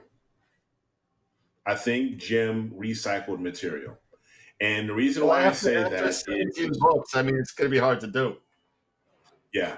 And if you are a Dresden File fan, and if you've read the books or listened to them on audio, then you may understand where I'm coming from here is, I believe it is book 7 or 8. Changes. Yes. Changes. When Harry fell in love, Harry fell in love with, what's her name? Susan Rodriguez. Susan. Yep. Yes. She got was a reporter for the Arcane. And also turned out to, she ended up, Susan and Harry were in a relationship. Yeah, they ended up getting into a relationship. And Susan was basically, because, for some reason or another, she, being a reporter, putting her nose where it doesn't belong, she ends up, getting involved, and she ends up going to this party with Harry where it was hosted by the Red Court of Vampires. Yep. Okay. That's how they broke the first sword. Yeah, and that's what happened, so if you guys already know, you know what's coming. So she ends up getting turned, and she becomes like a half vampire because she doesn't want to kill yet. Yep. And she ends up getting pregnant with Maggie, their daughter, which was named after his mom. And Maggie gets kidnapped, by the Red Court. So Susan comes and asks for Harry's help, tells him that now all of a sudden, after, I don't know, a couple years of being separated, oh, by the way, you're a father. So he ends up going to, with friends. They end up going to South America, going, I think, Chichen Itza or something like that, or Mexico or somewhere in South America. And to go save Maggie. And she ends up, and Harry ends up having to kill Susan in order to save Maggie. She ends up, sacrificing herself and asking Harry to kill her in a way, in order to save their daughter. Yeah. Well, so there was a lot to that death, though. There was a lot to that death. But it was basically because, you have Harry in love with this woman, and suddenly, he has to kill her. He has to kill the woman he loves, the mother of his child, so now you have, now fast forward now to Battleground. You've had this relationship going on for the past 17 books. This relationship with Karen and Harry. They finally hook up. They're finally happy. Everything is going great. And what happens? She ends up getting killed off. Yeah. So there's another tragedy that he ends up losing a woman that he's in love with over dumb crap. But I mean, I was so ready for like the total turn into evil, the Anakin Skywalker turn of the Darth Vader thing. I was so ready for that. For him to just go. I was ready for him to kill Randolph, kill that guy. I was like, come on, man, just throw him into a wall or something and crack his skull open. And I mean, I was so ready for that. I was ready for a face-off, and then what I was looking for, I was ready for a face-off between Molly and Harry. That's what I was ready for. Or a Fix Harry, Fix the summer night. Yeah, I was ready for that kind of battle to happen, something like that. Or even him going against the whole council, the whole White Council. Yeah, going against his grandfather. Ends up going. They already went against each other once. They already went head to head for a few, and he ended up getting his butt kicked by his grandpa. But I figured it was gonna be something like that. But it's just. I love the book. I really enjoyed the book, but like I said, some of it seemed a bit recycled, or like, didn't Harry already go through this type of a situation, and then it has to happen again? But I know, and then all of a sudden now, oh, by the way, you're gonna marry your brother's sister. Yeah, exactly. That's a little weird. That's a little odd. Yeah, and Mab put him up to it. Yeah, and I put him up to it, and then and by the way, Marcone is one of the Black and Denari. Unbelievable. So that's how he's so powerful. He's not a regular human. He's a freaking. Nope. He's got one of the coins, man. He's got one of the coins. He's got one of the coins of Judas. So yeah. Yeah. That's crazy. And the only other thing, the next thing that I'm reading is that I'm in anticipation of the Apple TV revelation of Foundation on TV. I'm starting to read the Foundation novels again. Okay. I heard that they're going to stray off the path of the books a little bit. Of course, they always do. Which isn't surprising. I mean a little bit more than normal, because even the first book takes place over 200 years, 250 years. Yeah. And you're not going to do that in 10 episodes. It's not going to happen. So they're going a little bit. And from what I read, from the preview I read, it looks like they're going to start at Prelude to Foundation, the prequel of Foundation book. Because if you look at it, Foundation, if you know anything about the Foundation books, Harry Seldon's already in a wheelchair and old. Okay. If you look at the movie, the prequel, Harry Seldon's 40 years old. Okay. So and one of the characters that they mentioned is a character in Prelude to Foundation. So we'll see what happens with that. Yeah. As long as. What was that? No, I was going to say, and next week, is it next week or is it Friday? It is Mandalorian. Friday. Mandalorian season 2, Friday. And I'm not going to be watching it. What? I got to wait a couple of episodes, man. I hate watching it week to week. I can't. You got to binge it, right? You got to binge it a little bit. I can't do it. I don't have the mental capacity anymore to keep things in my head for a week. I can't. Yeah, I'm with you. I've got to. I love watching it week to week, but I've got to sit down and binge it. That's yeah. Now that I've got some of my honeydews done, I want to get caught up on Space Force. Oh, that is awesome. So funny. I got through That the is first 3 that is episodes, a freaking and funny. That is a hilarious show. with my wife being pregnant, I was trying to be a good husband and wait, and I'm like, Mhm. honey, I'm done. You've had 3 months. I now have to binge and catch up on all of it Yeah. because I'm done. Yeah. Try Avenue 5 if you haven't tried it. Avenue 5. I'll have to look at that. Is that on It's Netflix? a little. What's that? Who's airing that? I don't remember who. I want to say it's Hulu. I could be wrong. Okay. Well, because that's what I but streamed through. Okay. well, it's a space travel show, and the captain of the ship is Hugh Laurie from House. Oh, okay. Okay. That should be good. That's So good. it's quirky. It's dry. It's got a combo of dry and American humor in it. Mm-hmm. So it's like the Americanized version of Doctor Who? No. So basically what happens is the captain got sick, so they put Hugh Laurie in his spot to make believe he's the captain. And he also has a British accent, but he makes believe that he's American.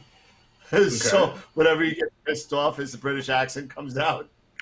So So basically, he's not really the captain of the ship. And the ship is BS. It's all a ploy, but somehow they get thrown off course, and now they're going to be out of Earth orbit for like 3 years or something like that. So it's pretty interesting. Oh, And okay. To check it out. last thing is that Dune, they came out with a new book. They came out with a new Dune book. They did.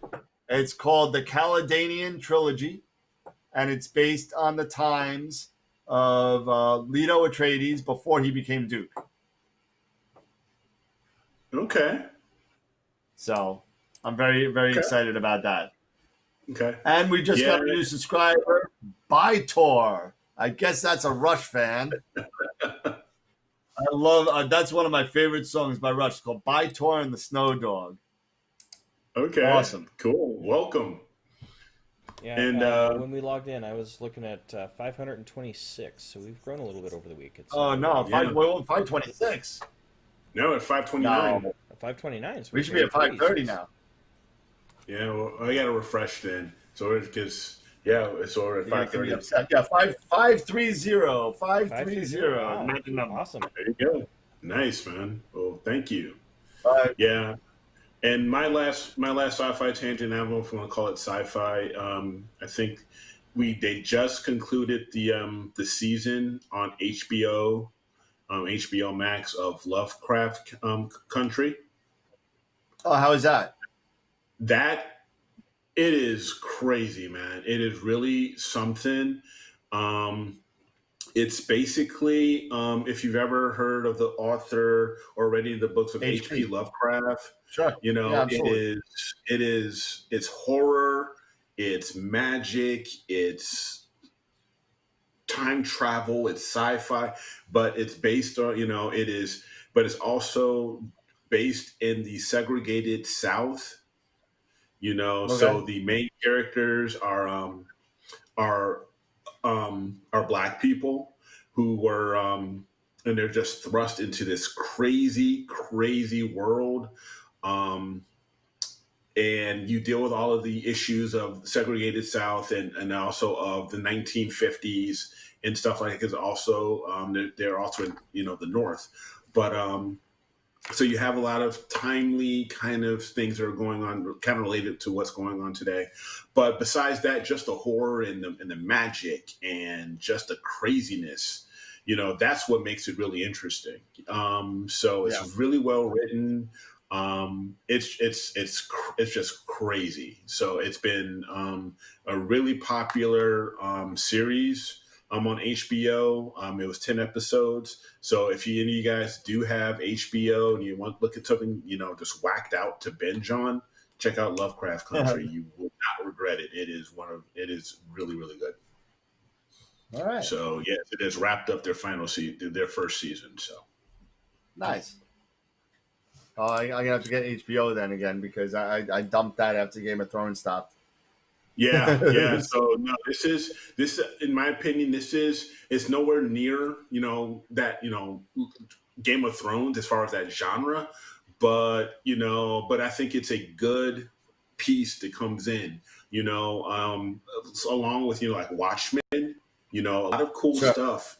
HBO is bringing out Watchmen, Lovecraft Country, so there's a lot of cool stuff that HBO is doing right now. Cool. Very, very good. Yeah, so Let's that's take a all I last got. check. That's all I got. Let's take the last check at the boards. Mostly I chatter don't about see what we've been anything. talking about. Yeah.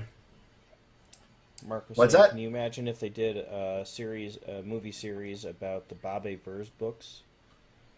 About the who books? Oh, Bob the Bobaverse. No, yeah, the Bobaverse. Oh, the Bobaverse.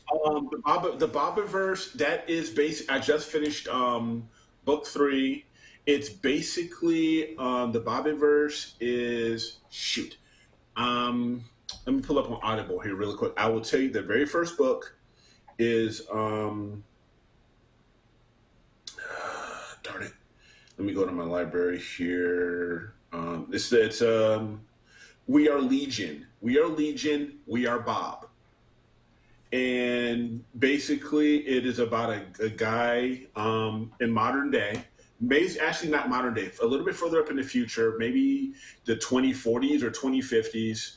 Guy named Bob. He is an entrepreneur, a software or computer entrepreneur. Made millions of dollars and stuff like that. But the crazy thing is that now the technology is out there that, and I think it's always been out there, but now he decided to, in case he dies, he wants his brain or his body cryogenically frozen, or his head. So basically, when the technology comes, he can he can transfer his consciousness or his brain into a new body, in the future.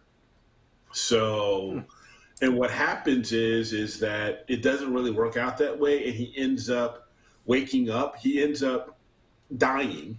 Soon after he does this whole bit, he ends up dying. He gets hit by a car, and they freeze him. Right, it's part of the plan, and then he ends up waking up like 200 or 300 years in the future. But he's not a human. Wow. He is uploaded into an AI, an artificial intelligence, and basically he ends up being part of a spaceship, a ship that is intent is to basically find new habitable worlds because the Earth is jacked up. So basically, he's the first Data, but he doesn't have a body yet. He's actually a ship. They call it the Heaven. Oh, he's a ship. Okay. He's basically AI that's uploaded into a ship that they launch, in order, because now they got World War III or something, and people are dropping nukes and all this stuff, and Earth is going into hell in a handbasket. But his job is now to find habitable worlds for humans to to colonize. And then he goes through, all of his adventures about, him traveling through, the universe and stuff like that, trying to find worlds and, trying to find a way to save the human race and stuff like that, and meeting with other beings in the universe, because it turns out we're not alone, and all this other sort of stuff. So, and there's 3 or 4 books right now. And I've gone through the original trilogy, and now I think there's a 4th, like a follow-up book. But I enjoyed it. It was pretty funny too. So a lot of references from back in the day, nostalgia, type of stuff. So nostalgic type of stuff. So if you're interested in that, it's on Audible too there, Dan. So you should check it out. They're really, really funny. So yeah, I enjoyed them. Very, very good. All right. So yeah, so I think all right, man. On that note, it's 10 after 11. Yep. And 10 after 10 years. That's about... What's that? Yeah, it's 10 after 10 here. 10 after 10 for me. 10 after 11 for me. I've been up since 5:30, so If you guys are complaining, time to it's go to only bed. 11 after 8 here. Go hang out with my baby Yoda. Yeah, there you go. He is the child, not Baby Yoda. Stop saying that. It says Baby Yoda. It's right there. It says Baby Yoda. No, it says the child. God. Oh man. Yeah. So just remember, on the 18th, 3 weeks from tonight, we will be having Sean Nielsen on from Visible Dark. He's going to be coming, hanging out with us for a little bit. Maybe to teach us a little stuff about processing. I know he's got a lot of stuff going over there on Visible Dark. If you don't know about Visible Dark, you can check him out on YouTube or go to his website. I believe it's visibledark.ca, and you can check him out. If you also have any questions for us, you're more than welcome to drop us a line at info@astroworldweb.com. You could definitely drop us a line there. And on that note, guys, you got anything else to say, or? The only other thing I got to say is thank you all for your support. We really appreciate, the love we've been getting from everyone to grow this stuff. I'm looking forward to the competition and the opportunity to do this hosted imaging that we're going to be doing. So I'm really looking forward to that. But next week, don't forget, if you haven't already, go out and vote. I mean, and don't forget, we got, with Tuesday's election day, but just don't think about, just every 4 years. We have elections every 2 years, or something like that. And it's one of the wonderful things that we have as Americans, and one of, the things that making sure that we have a voice and a say in what happens to, how our country moves forward. So if you haven't yet, but if you plan to, I encourage everybody, get out there and vote, so it's an important time of year. It's an important time of our history. So just don't forget. Go out and vote. Yep. So there we go. Yeah. Right so there. get out there and vote. I appreciate everybody chiming in the chat room and kind of helping guide the show a little bit. And to what Dan was saying, please drop topics, give us ideas, thoughts, insights. You guys want to see something different. We're open to input and insight into what it is that you guys want, our viewers. So we appreciate all of you and all the time that you spend with us every Wednesday night. Yeah. Absolutely. Mark just said, vote or forever hold your tongue. You got that right, brother. Yep. Vote there you or go. STFU. Exactly. But again, those guys just pretty much said everything. Again, thank you guys for all the support and all the comments and all the nice comments, even the bad comments out there. Thank you for those, because without them, we don't learn. We don't know what we're doing wrong or what we could do better. So, be as blunt and as honest as you want on these things, just so we can get better, and we could have more content that is more relevant to what we all do, and that's astrophotography. And do remember, every 4 years, that's right, go out and vote. You got a couple days left. Bring it on. No matter who you vote for, just vote. So we all have a say, and that's it. So thank you so much for watching. Thank you so much for hanging out with us for the last 2 hours and 15 minutes. And as always, remember to keep shooting, keep educating, and keep having fun. And we'll see you next time on AstroWorld TV. Clear skies. Clear skies, everybody. See you later.